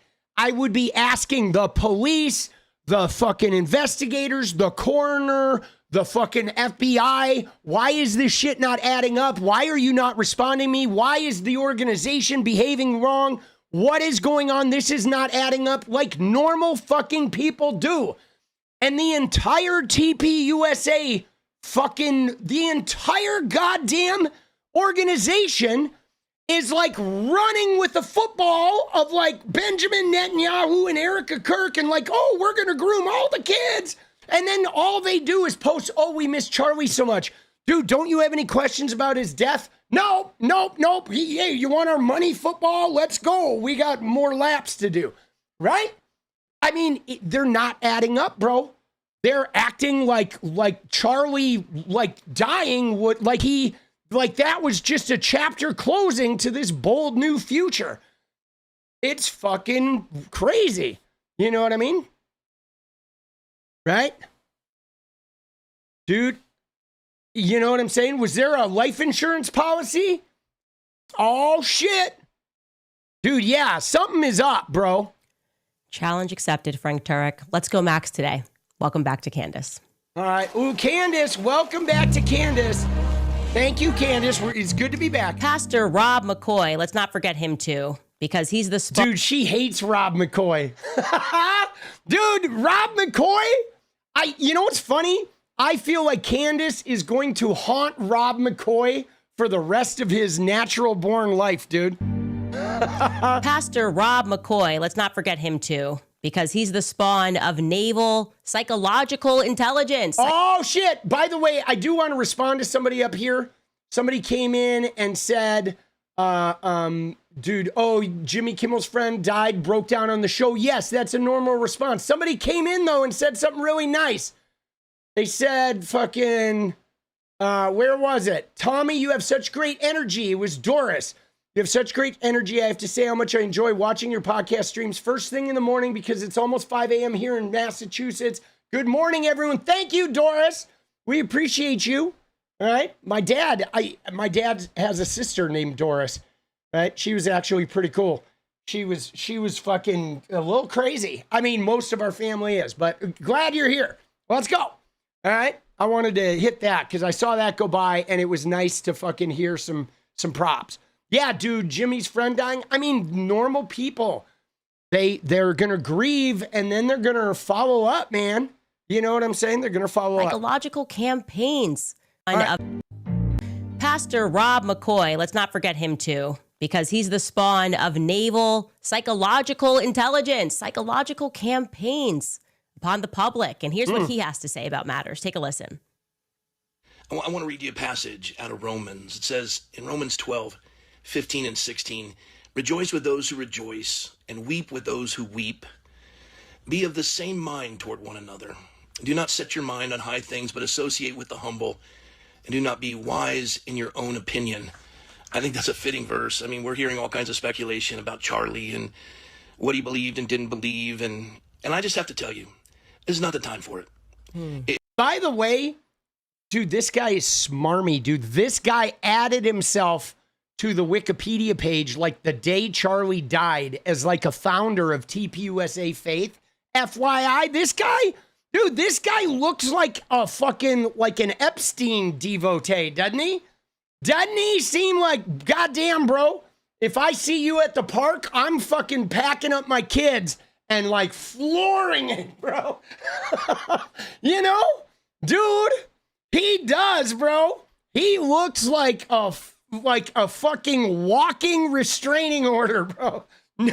No closer than 300 feet at any time. Holy shit, boss. It's a time to minister to the family. They have a husband and a father to bury. Yeah, it's a time to put on your leather pants, stroke the back of the vice president's neck, and start fucking dancing with your $50,000 rings on. We have a friend to bury, a brother to bury, a son to bury. And the world is mourning. And this is not the time to get clicks. It's not time to build your empire.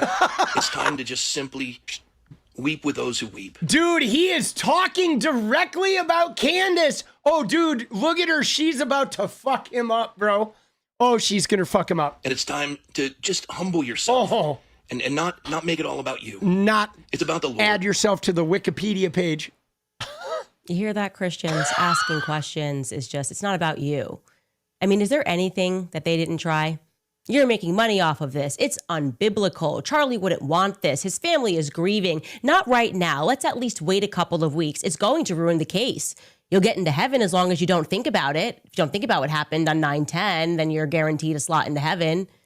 You know, I used to really lament the fact that I grew up on the wrong side of the tracks. Seriously, I hated that I didn't grow up rich. Who didn't, right? Who does not hate if you grow up without a lot, that you weren't just born into the right circumstances? And now I reflect on those feelings and I wouldn't change a single thing. I am actually so grateful. That's what I want to say today. I am so grateful about where I started my life in St. John's Towers. I look at that building now, it's such pride. And looks I like the am Capitol grateful Records to building. have not grown up with a silver spoon in my mouth because it fortified my character and it gave me a lot of common sense. Okay, dude, let's jump ahead to the TPUSA financial issues. We're going to jump in here because we don't have all night to look at Candy, but I see this section here with TPUSA financial issues. Yeah, the Capitol Records building is in fucking in GTA. Dude, the Capitol Records building is amazing, boss. All right, let's jump in here. I have no doubt that Tucker Carlson and I are being threatened. That's pretty obvious. I think it's very obvious that nobody thinks Egypt is behind it. You know, the last time that narrative ran was probably the USS Liberty. That was the plan, right? To make us think Egypt had attacked us. But it wasn't actually Egypt that attacked that ship. It was Israel. Israel attacked that ship. Israel is growing increasingly alarming in terms of legislation that they're trying to get passed, trying to censor our speech, trying to take over social media campaigns. Bibi Netanyahu is name-checking me and Tucker Carlson, and all of their sycophants are on stage calling us out. So, I mean, dude, there is something with Netanyahu that did not add up. Like, you know me, I am not this crazy like Anna and Cenk Uygur. I am not the crazy, like, I'm very anti-Netanyahu, but I am not this rabid anti-Israel person, right? And I'm like a two-state solution guy who wants to love all the people and fuck the war criminal Netanyahu and fuck the leadership of Hamas and like Qatar and Saudi Arabia, right? That's where I stand, right? I'm very anti-Bibi, but I'm not like this crazy Israel conspiracy guy. But goddamn, bro, Netanyahu's behavior after Charlie Kirk died was some of the weirdest, like alarm bell shit I have ever seen in my life. Okay? You know what I'm saying? In my life, never have I seen a person who never once mentioned Charlie Kirk, never once was involved in like youth politics, the Maga youth movement. Like, this guy was just never a part of that. And the minute that bullet hit Charlie Kirk, Bibi was like Sammy Davis Jr. out there fucking warming up the crowd and just going on and on and on. And then they were like meeting with young influencers and like paying for social media posts, and him even going on there saying, we didn't kill him. We didn't kill him. Dude, that was some of the weirdest fucking shit I've ever seen in my life. That was not normal. That man is like attached to something connected to Charlie, with either they killed him or they knew he was going to be killed, and he was getting something after the killing. Like, you know what I'm saying? Like, something was fucking up with that shit, bro. It was just, I could feel it. Like, goddamn, this is weird. I feel like I am watching somebody come into the candy store after we got ripped off, being like, I didn't steal anything, dude. I was at my fucking music lesson. Like, dude, nobody asked you anything. Why are you talking about the burglary? Right? It was like some Encyclopedia Brown kind of shit, where you're reading and you know exactly who did it on fucking page 52 of the Encyclopedia Brown book. That was not normal, bro. I'm going to connect that dot there. And like I said, there is more I know about those planes. But your move, Turning Point USA, because that's the last time you're going to have me gaslit about something. Okay, and we'll look at that later. I want to get to this financial shit, but obviously there's something to do with the planes that they're blaming on Egypt, that I think she thinks the planes are connected to Israel, and maybe we'll cover that at some point. But I do want to get to this financial shit. And sit by idly and pretend you know nothing. It's interesting, too, because in a typical scenario, when somebody's murdered in broad daylight and they have like, $100 million organization behind them, it's common sense that you should check the people that work at that organization. Like, that's like the first people that you should begin to investigate. So we reject your naval intelligence psychological operation where you tell us that that's a weird thing to do, okay? It's always somebody close to you. And if there's a financial motive, yeah. And I would say an organization of that size that misses their deadline, their tax deadline for the first time, that's a little weird. Yes, they did. A YouTube channel known as Wolves and Finance did a report on this, which I'm going to show. Now, this wasn't the people that I was working with, and there is somebody else that I told you that I'm going to have on my show that has been looking into this for a while. But this was extremely well done and at least brought forth some big questions that I think are on a lot of people's minds. How does an organization that size just missed they filed for an extension and then missed the extension deadline to file. Let's take a listen to a part of what they had to say. Let's go look at the 990 forms that Turning Point USA submits to the IRS every year. These contain their annual financial statements. When you look at the forms, there are some very strange anomalies. Several of the 990 forms are missing. Turning Point USA lists 4 related entities. There is Turning Point USA, Turning Point Endowment, Turning Point Action, and America's Turning Point. All different organizations do slightly different things. The Form 990 for fiscal year 2024 is posted for Turning Point USA, but it is missing for all the other 3 organizations. It looks like it was never turned in. Interesting. This goes back to some of that money laundering fucking talk. This is a massive red flag. So Tyler Boyer is being snarky on X.com and telling people to go look at the annual financial audit, but the financial audit is missing from last year for 3 of the 4 organizations. This strange decision to hide their financial statements happened 4 months before Charlie Kirk was murdered. I will repeat for clarity. Someone at Turning Point decided not to file 3 of the 4 of their annual financial statements 4 months before Charlie Kirk appointed a new COO, requested a new audit, and was murdered. Those 3 financial statements are still missing. Whoa. Dude, think about that. TPUSA is missing financial statements. Charlie Kirk appoints somebody new to lead the organization, demands a new audit, and then ends up dead. Like, whoa, bro. And then next thing you know, Rob McCoy gets added to like the Wikipedia page for TPUSA's faith. So yeah, so something like some giant, massive amount of money moved through those organizations. And then like, I don't know, Charlie got offed before he could figure out what it was.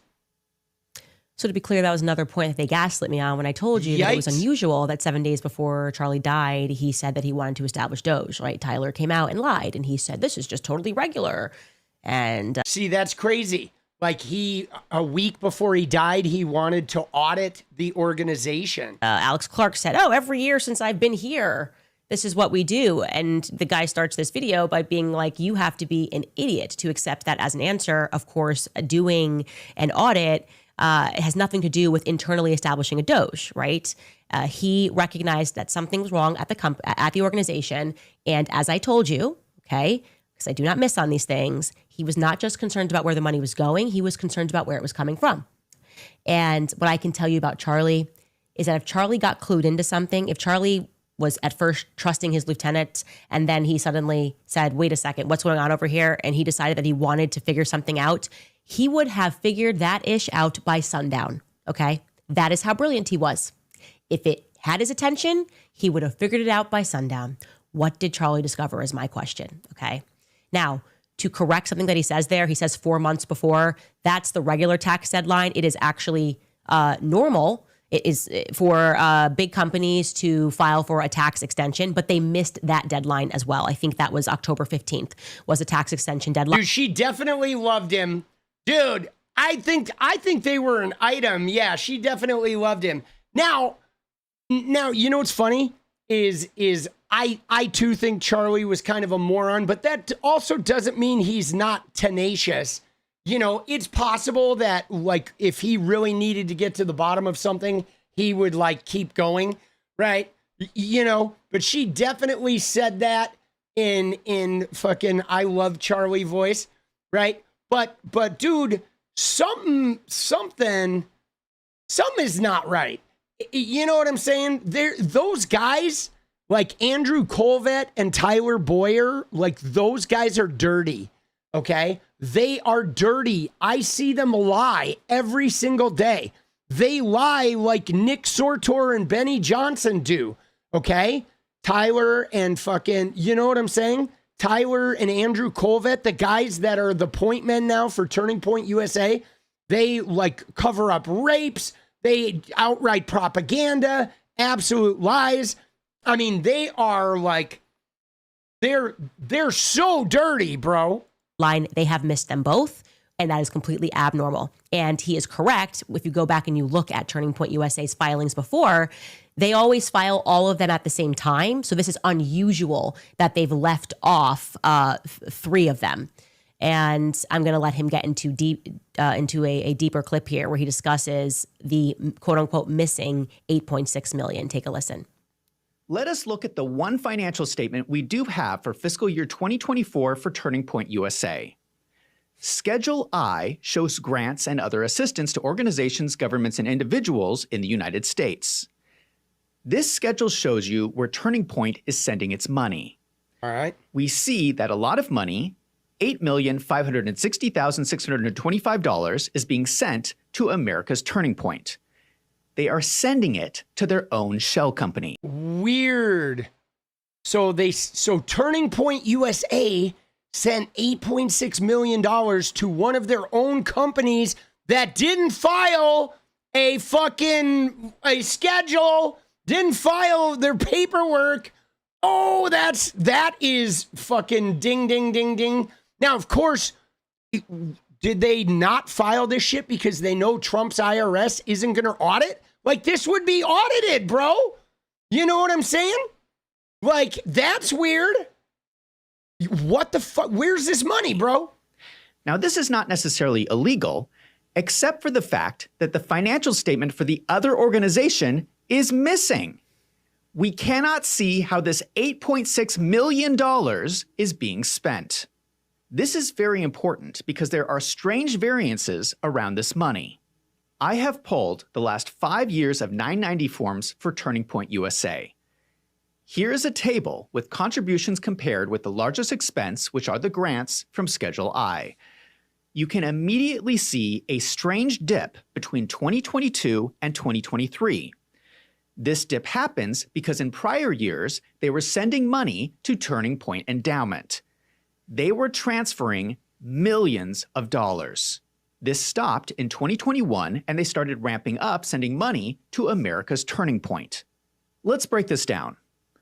First of all, I find it really unethical that they were sending millions of dollars to their own endowment. I know that a lot of nonprofits do this, but I think it is unethical. Do the donors know this is how Turning Point is spending their money? Turning Point USA is taking in donations and then sending the money to their endowment to invest in the stock market. Dude, see, that's crazy. Because think about this, guys.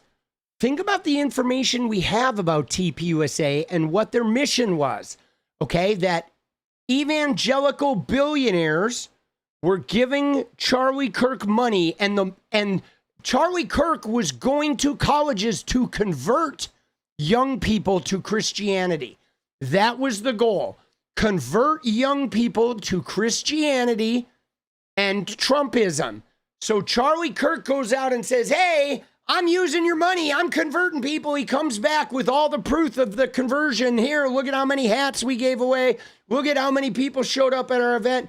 But meanwhile, they're taking that money and they're not spending it on the conversion. They're putting it into their own endowment and investing it. That's weird. Now, at this point, you have to wonder either the donors are giving this money to fucking Turning Point trying to convert and he's investing it behind their back, or they're not even trying to convert. The conversion of kids is just a front and they're moving money into the stock market while claiming a tax credit on their donation to a 501c3, right? So either way, this is fucking dirty ass, bro. Favorite punk artist, let's go. Con. My favorite punk artist would probably be GBH. They always, or maybe Fear, but I really liked GBH. They had a fucking, warm spot in my heart always. In my opinion, they should be spending donations on operating their nonprofit, not on buying investments.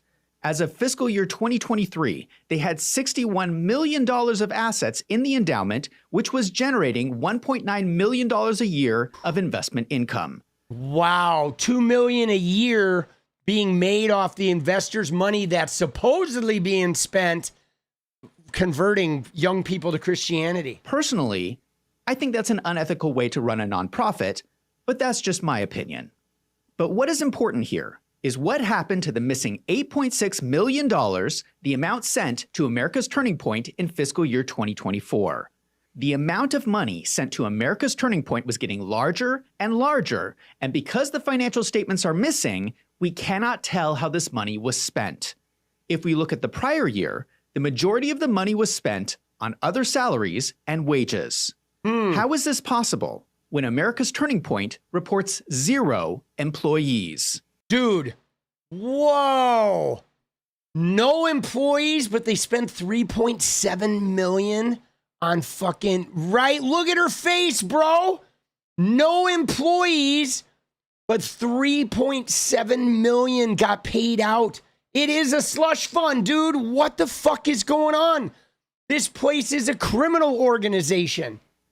Does anyone else think that sounds a little suspicious?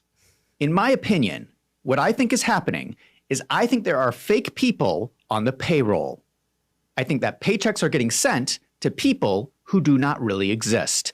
And that would explain why we have a company with 0 employees with millions of dollars of salary expense.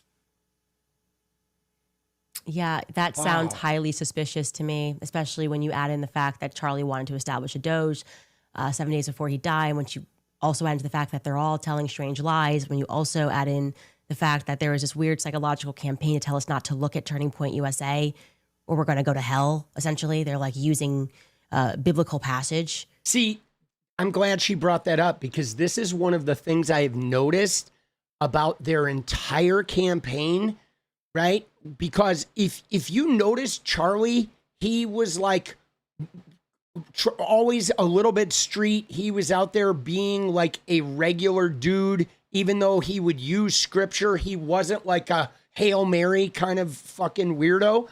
But like TPUSA now is really like, you're going to go to hell if you don't participate. We are doing the work of the Lord. Like it instantly became like super biblical. And I've noticed they're sharing all these videos of young people now being saved at high schools and shit. And this is one of the points that you may have seen. You're starting to see these preachers online who say, if you vote for the Democrats, there's no way you're going to heaven, right? They are starting to try to demonize every political option but the Republican Party. And it reminds me of what they were doing with money before the Reformation. Okay, the Catholic Church was selling indulgences. You need to pay money to get your sins forgiven. And they were just cash registering this shit. And so now, though, what happens is it feels like we're in the middle of another corruption thing where a lot of these mega church pastors are saying, if you don't vote for the Republicans and Trump, you're going to burn in hell. They're like using people's fear of hell to command them to participate politically in a way that brings them money and political power. It's fucked up, guys. I've never seen it like this. Like, there's always been an element of religion, but I've never seen it where a lot of the religious people on the right wing are literally saying, you have to vote for us or God is going to burn you in hell. It is like crazy talk that's happening, man. Like crazy talk. To tell us why it's not moral. Do they think we are this soft and persuadable? Like, do we look like the kinds of people that are just going to watch an assassination in broad daylight and just let it go because some influencers insist that we do? No, sorry. It's not 1963. You're not going to get away with it this time. Anyways, he then goes on to describe how they conducted their own audit using a firm called Baker Tilly. I'll let him take it away. What about Tyler Boyer's argument that they have an annual financial audit every year? If what I am saying is true, Why wouldn't their annual audit catch these issues? The annual financial audit for Turning Point USA, Inc. and its affiliates was performed by an accounting firm called Baker Tilly. In the notes, they explain that they audited Turning Point USA, Turning Point Action, Turning Point Endowment, America's Turning Point, and TP USA Merch. Oh, dude! They audited the company that didn't turn in any money. This is going to be interesting. That usually means they audited all the shell companies when they provided their opinion that the statements present fairly in all material respects. That means it is a clean audit with no problems.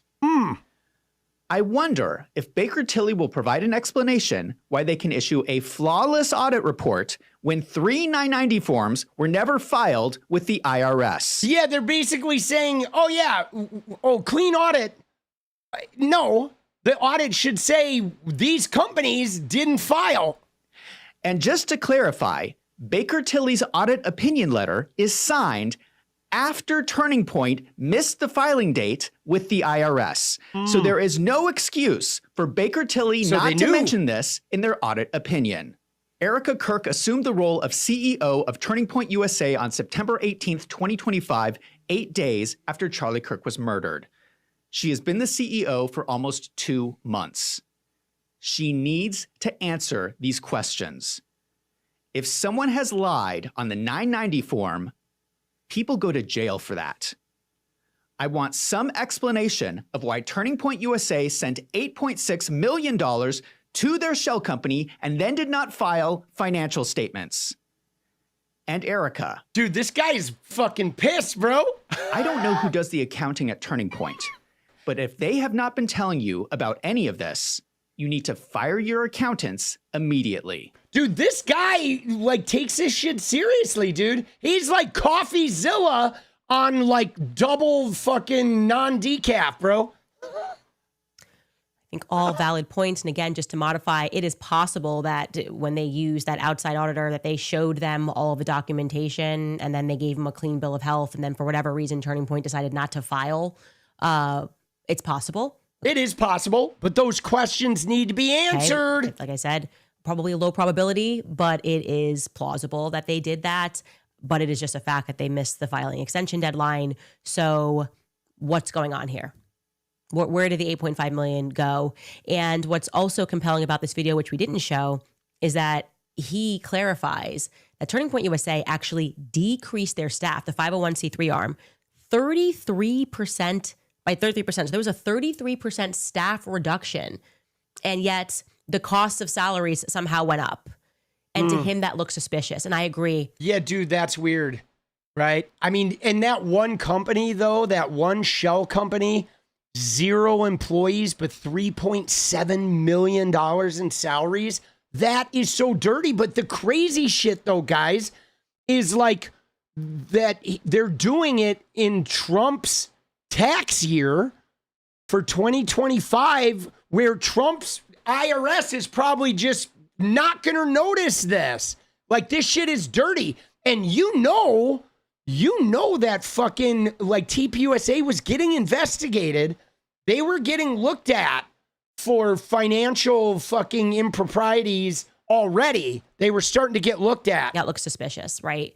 And this, of course, is the kind of pressure that needs to be put on them. Yes, I said it was a very bad idea right off the bat for Erica, who's grieving her husband, to then instantly become a chairman and a CEO, because these are valid questions now that people are asking. And a chairman and a CEO is going to have to respond to those questions. You have to answer these questions when people are asking about money, especially given the fact that so many people, I mean, they cleared over $70 million in the first couple of weeks after Charlie was assassinated. Okay, that's a lot of... Jesus, 70 million? And especially, guys, you need to be answering those questions when you're running around looking like this shit, boss, right? You especially need to answer those questions when you're running around with that kind of bling on your goddamn hands, right? What the fuck is going on, bro? She's like, I only cry Bitcoin, right? 70 million they took in after Charlie died. well-meaning people that are giving money to this organization who are now learning how this organization functions by routing the bulk of their money, or to a lot of their money rather, not the bulk of it, into their endowment fund, right? That is not okay. We deserve answers to the questions that we are asking, and we're going to keep asking them. Dude, crazy, bro. Dude, that shit is nuts, boss. All right, thank you, Candio. Dude, the last thing, we're going to take a few minutes here. We're going to check in on the Maga Civil War and see what we got. I see some people are fighting. I believe Laura Loomer is going to town on some shit. Look at this. It looks like fucking Maga and Laura Loomer are attacking Brian Glenn. All right, do you remember Brian Glenn, guys? Dude, yes, 70 million is huge. Like, people get killed for $70 million. Some shit is going down, but look at this, guys. This is scoop.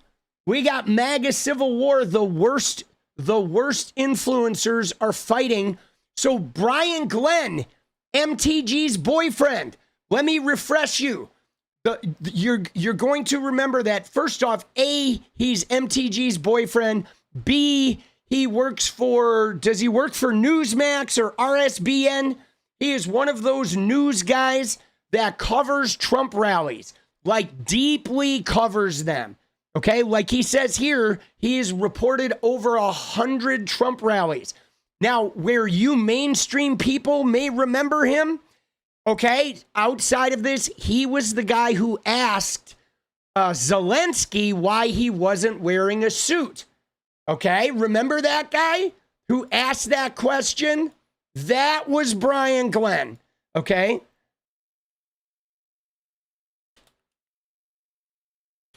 This guy right here, you ready? Last week, Brian, go ahead, Brian. Yes, sir, I've got a question for each of you. First of all, Mr.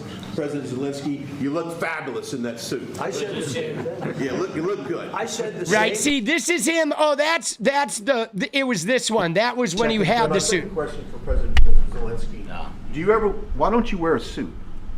Why don't you wear a suit? You're the highest level in this country's office, and you refuse to wear a suit. Just want to see if do you own a suit?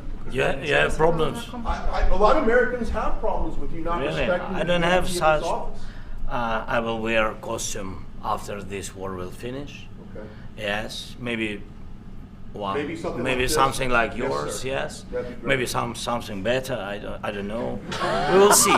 Maybe something cheaper than. Yeah. Oh, Thank you. Oh, dude, he fucking dissed him. So that's Brian Glenn. Okay. And that is Marjorie Taylor Greene's boyfriend. Here he is. Okay, now, I mean, dude, this guy is a scumbag, right? Brian Glenn is. He's a MAGA scumbag. Marjorie Taylor Greene's MAGA scumbag. But, like, look at that, guys. He's loyal to Trump. Okay, Marjorie Taylor Greene, I know Trump hates her and has disavowed her, but she was loyal to Trump. She never once mentioned Trump.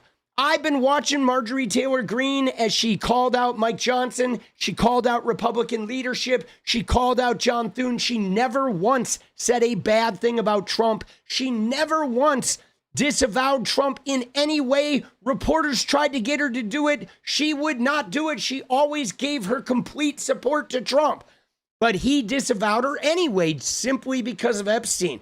But now, look at Laura Loomer. Okay, Laura Loomer is now calling for Brian Glenn's press pass to be removed because Marjorie Taylor Greene got disavowed by Trump because she supports, right? You know what I mean? Like, dude, like remember the chum in the water? The sharks eating each other? Dude, they're going to town. So now this guy, okay, dude, look at this. Oh, and then he replied, "Shut up, bitch," to her. And she's like, "Oh no, MTG's boyfriend who cheated on his wife to be with an ape is calling me a bitch. How will I ever recover?" Right? And now they have a big deal now about adultery. Apparently, they never, right? Even though Trump could like be fucking a watermelon dude in the backyard of the White House. And then Whatever, dude, let's go get him a napkin. Dude, what the fuck is going on? But, dude, he's reported on over 100 rallies, okay? The MAGA civil war is like full force, guys. Full fucking force. They are like, there's leopards and there's faces. I know, she called her an ape. Dude. I mean, you know, technically we are all apes, but dude, this shit is crazy, dude. I'm there, bro. This is popcorn worthy, okay? And this, guys, is like just the start of it, okay? And this guy, Troy Nehls, voting no, and Marjorie Taylor Greene is like ratioing him, okay? So now what they have is they're like Marjorie Taylor Greene is fighting against the Trump loyalists in Congress, and then all of the influencers on the outside are having to pick like Marjorie Taylor Greene and Epstein, or do they pick Trump? And it's really dangerous, because if you pick Trump and this shit comes out and Trump was deep state and there's like Mossad connections and there's pictures of Trump, your whole career at that point is over. Now you're in like hanging out on Matt Gaetz's podcast for the rest of your life, bro. You know what I mean?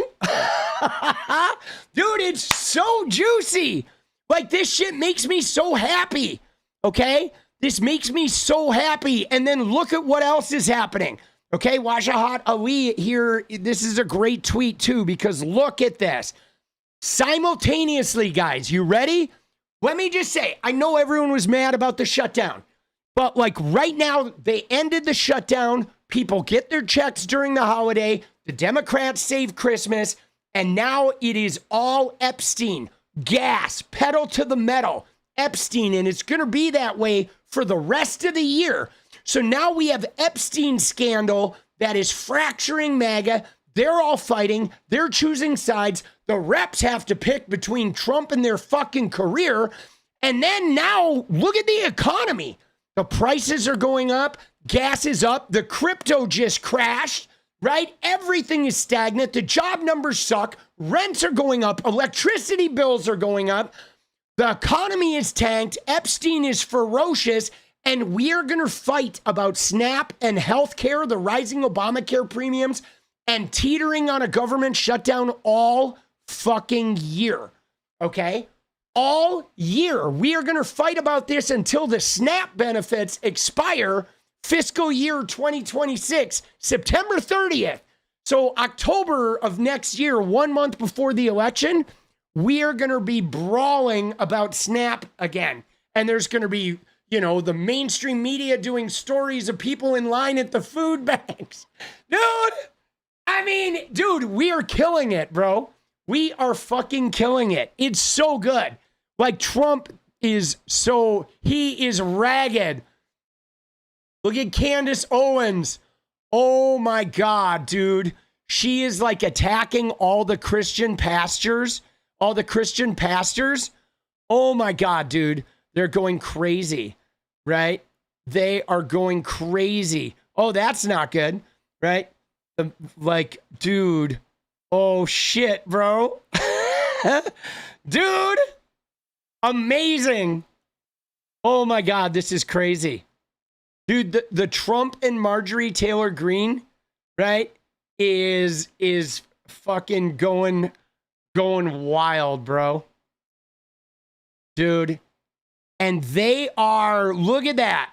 I don't know if you've seen this, but I've been seeing kind of like this shit, right? Where what it is, guys, is those of you who've been through a divorce will know, right? Or sometimes if your breakup where somebody was in your friend group, you ever have that, right? You're a couple, you're part of a friend group, and then the minute that shit breaks down, everybody starts to fracture. And there's all these little games, and everybody's telling stories, and then everybody has to divide up because you have to pick a side, because it is about like how they heal and survive. And you cannot not pick a side. And so what's crazy is now there's 3 groups in MAGA, okay? Where group 1 is having to choose the MTG side, or they're choosing Epstein, which is also aligning them with Democrats, right? Well, I guess there's 4 groups, but there's the one group that is like Massey and MTG and standing it alone. They're conservatives, and it's about the Epstein. But then they're like rhinos and Democrats. Then there's the group that is Nick Fuentes, America First, and they're like, we want to be more racist and we want to be more hateful, but Trump sucks. Fuck Trump. We need somebody way more extreme. So there's those guys burning their MAGA hats, right? Then you have the people that are loyal to Trump, like Laura Loomer, that are just all Trump, and they're like, fuck everybody who fucking goes against Trump, and anybody who associates with them is now evil by fucking extension. And then the 4th group is like Kevin Sorbo, which are these guys in the middle trying to say, wait, why are we fighting? We're going to lose the election. They're like the alarm sounders that don't want to pick a side. So they're hoping if they sit there and say, why are we making a big deal, that everybody will stop fighting. Dude, they're so fucked. This makes me so happy, dude. And somebody mentioned high school, though. And that's what it is. These guys are literally like middle school kids, okay? When you look at MAGA, they're not educated, okay? They're all reality TV, gossip, TMZ, fucking Daily Mail UK junkies, right? So they're low grade, not smart, and their emotional regulation is like middle school level. So they cannot survive this shit without like blowing it all up. Okay? Because they're fucking brain dead people who don't know how to manage their emotions. Dude, polyps. Oh, this just makes me so happy, guys. It makes me so fucking happy, dude. Let's check in on the real cat turd, shall we?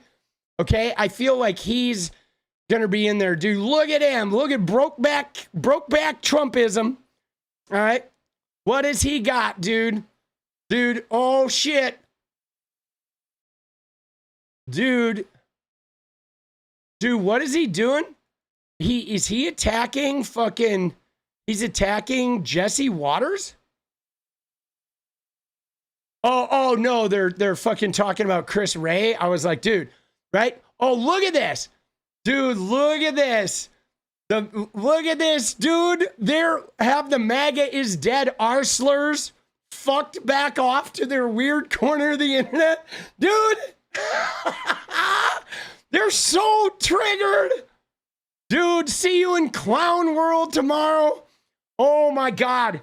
Dude, look at this shit. They're fucking going ape, bro. Okay, MAGA men are about to lose their wives in record numbers. And I'm going to tell you why. You can believe me or not believe me. You can call me stupid. You can say it's liberal bullshit. I don't really fucking care. This is the truth, and you need to actually acknowledge the reality. And here's why you're going to lose your wives. Because we know everybody's turning on Trump. I mean, instantly turning on Trump. And whatever that one thing is that made your wives or your long-term partners turn on Trump, it could have been the Epstein files, or the way he treated immigrants, or starving children, being in financial control of the money. Even though everybody knew that there was money in there, everybody knew it was there, but they couldn't actually physically see it. And they went to court to block it. And they didn't have the power and control, and realizing that the one that does control the money, if they even get the little bit pissed off at you, you don't get the money. You fucking go hungry. They see those patterns. So whatever that one thing was, they've now seen it and they can't unsee it. And that's how we broke from the patriarchy. Whatever the one thing is that women had personally in their life, they saw it and then they started saying, it's happening over there. It's happening over there. They realized it was the system. Dude, you know what it is? Guys, it reminds me of what Laura Loomer just did to Brian Glenn. Okay, where a lot of these MAGA women right, are devotees of their husband, the church, being the right person, and they believe they're on the side of the good, but once they see the bad, they see their husband as part of the bad. And like, it really could have this kind of effect, man, because once that resentment builds in, and you know they don't have a relationship with their men where they can say, honey, you know, I really have these issues with Donald Trump, and I really am starting to see you kind of embody some of these bad things about Donald Trump, and it's starting to affect the way I look at you. I'm starting to fall out of love with you, and I'd like to go to therapy and rectify this. They are not going to have those conversations, okay? They are literally going to just not say it and silently get more and more silent during dinner and while they're watching TV until one day they wake up and they look at the person and they fucking hate them, and then they sleep with a neighbor or some shit, or they bounce, you know? I mean, we know how it goes, dude. Dude, oh my God, bro. They are stressing, boss. Dude, they are fucking stressing. You know what I mean? Oh my God, dude. Just fucking outrageous. Dude, they're falling apart, boss.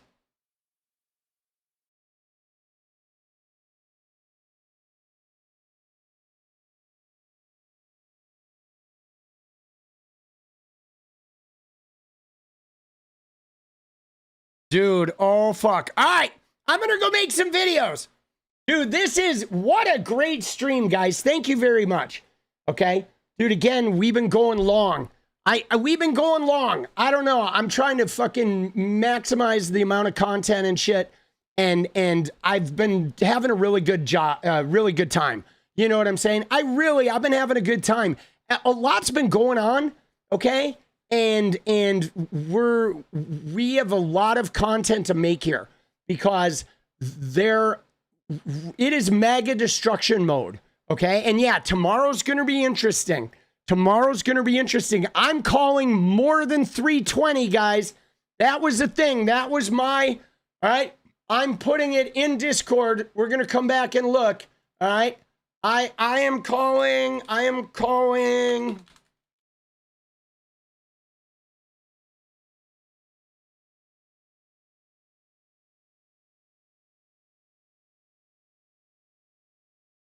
I'm saying it's going to be 320 or more, right?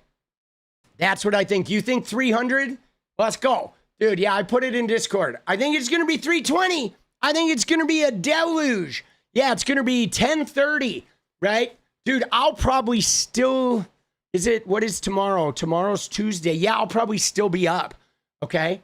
Dude, I bet I will still be up. It's going to be big, though. Dude, the shit show begins. But now, guys, you ready? You know what it is now, guys? You know what time it is now. Now it's fucking dance time, bro. It is fucking dance time, boss. We got a dance party incoming because you guys clocked it.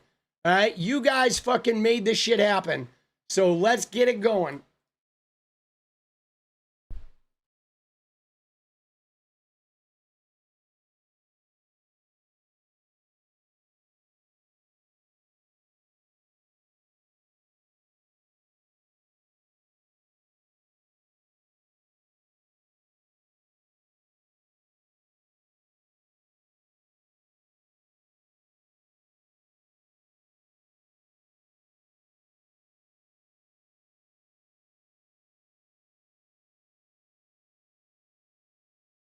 Let's go.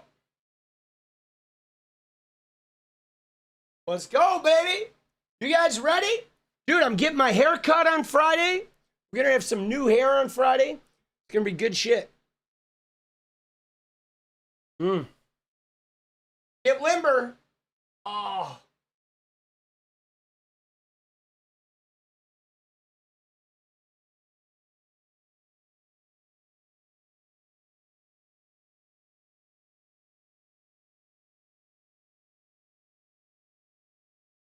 Dude, tonight, Operation Bye-Bye Maga.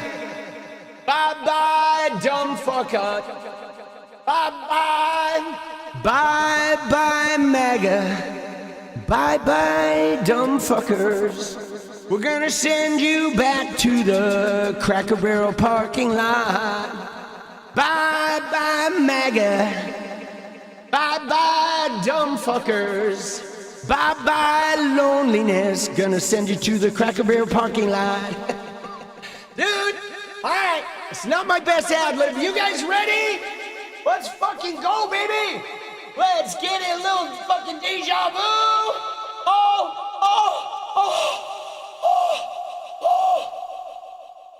Where's it? Where's my shit?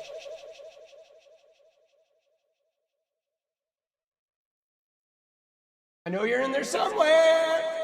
Little deja vu. Oh, there it is. All right, you ready?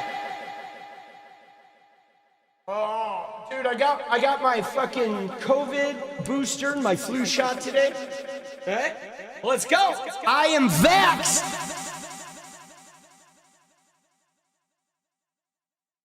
Are you ready? Let's go. Let's get it. Let's get it.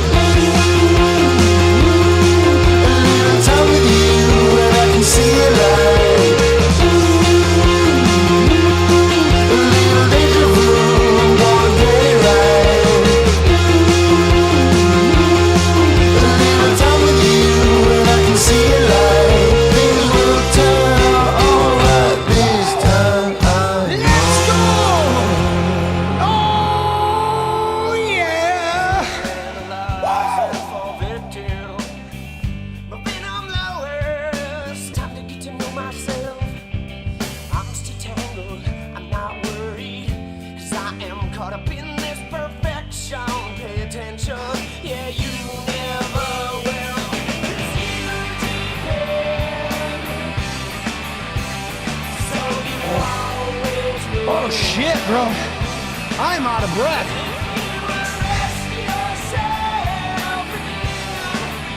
I'll help you clean up the mess.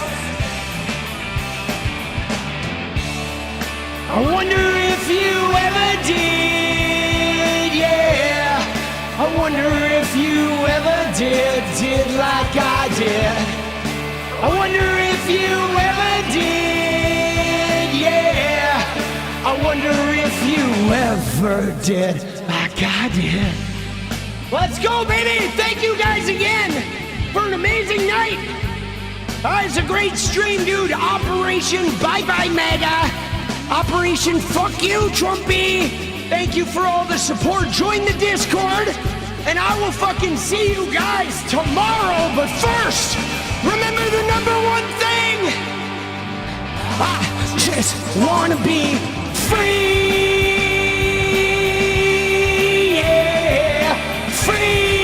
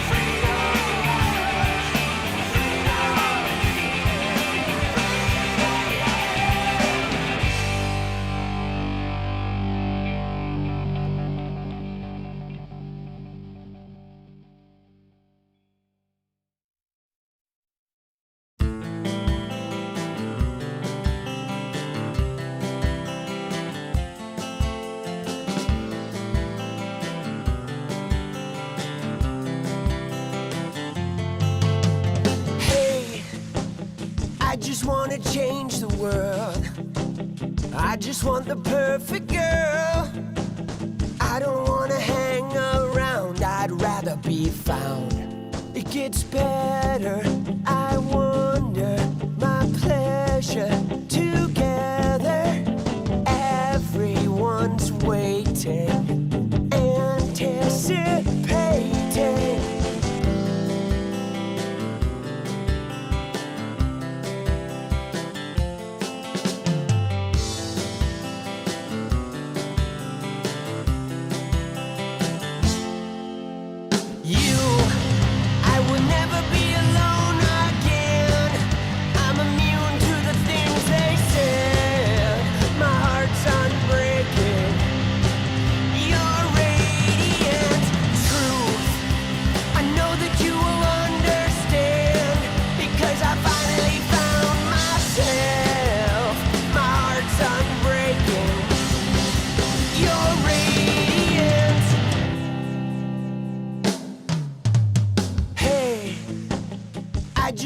Change the world, but I'm not gonna wait my turn. I don't ever want to come down, I'd rather be found. It gets better, I wonder, my pleasure together. Everyone's waiting, anticipating.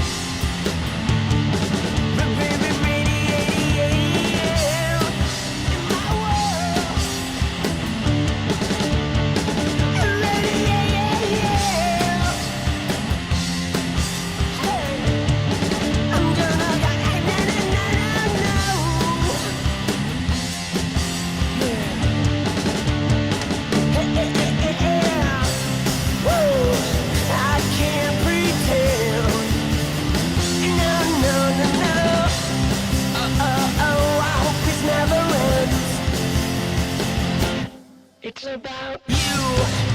I would never be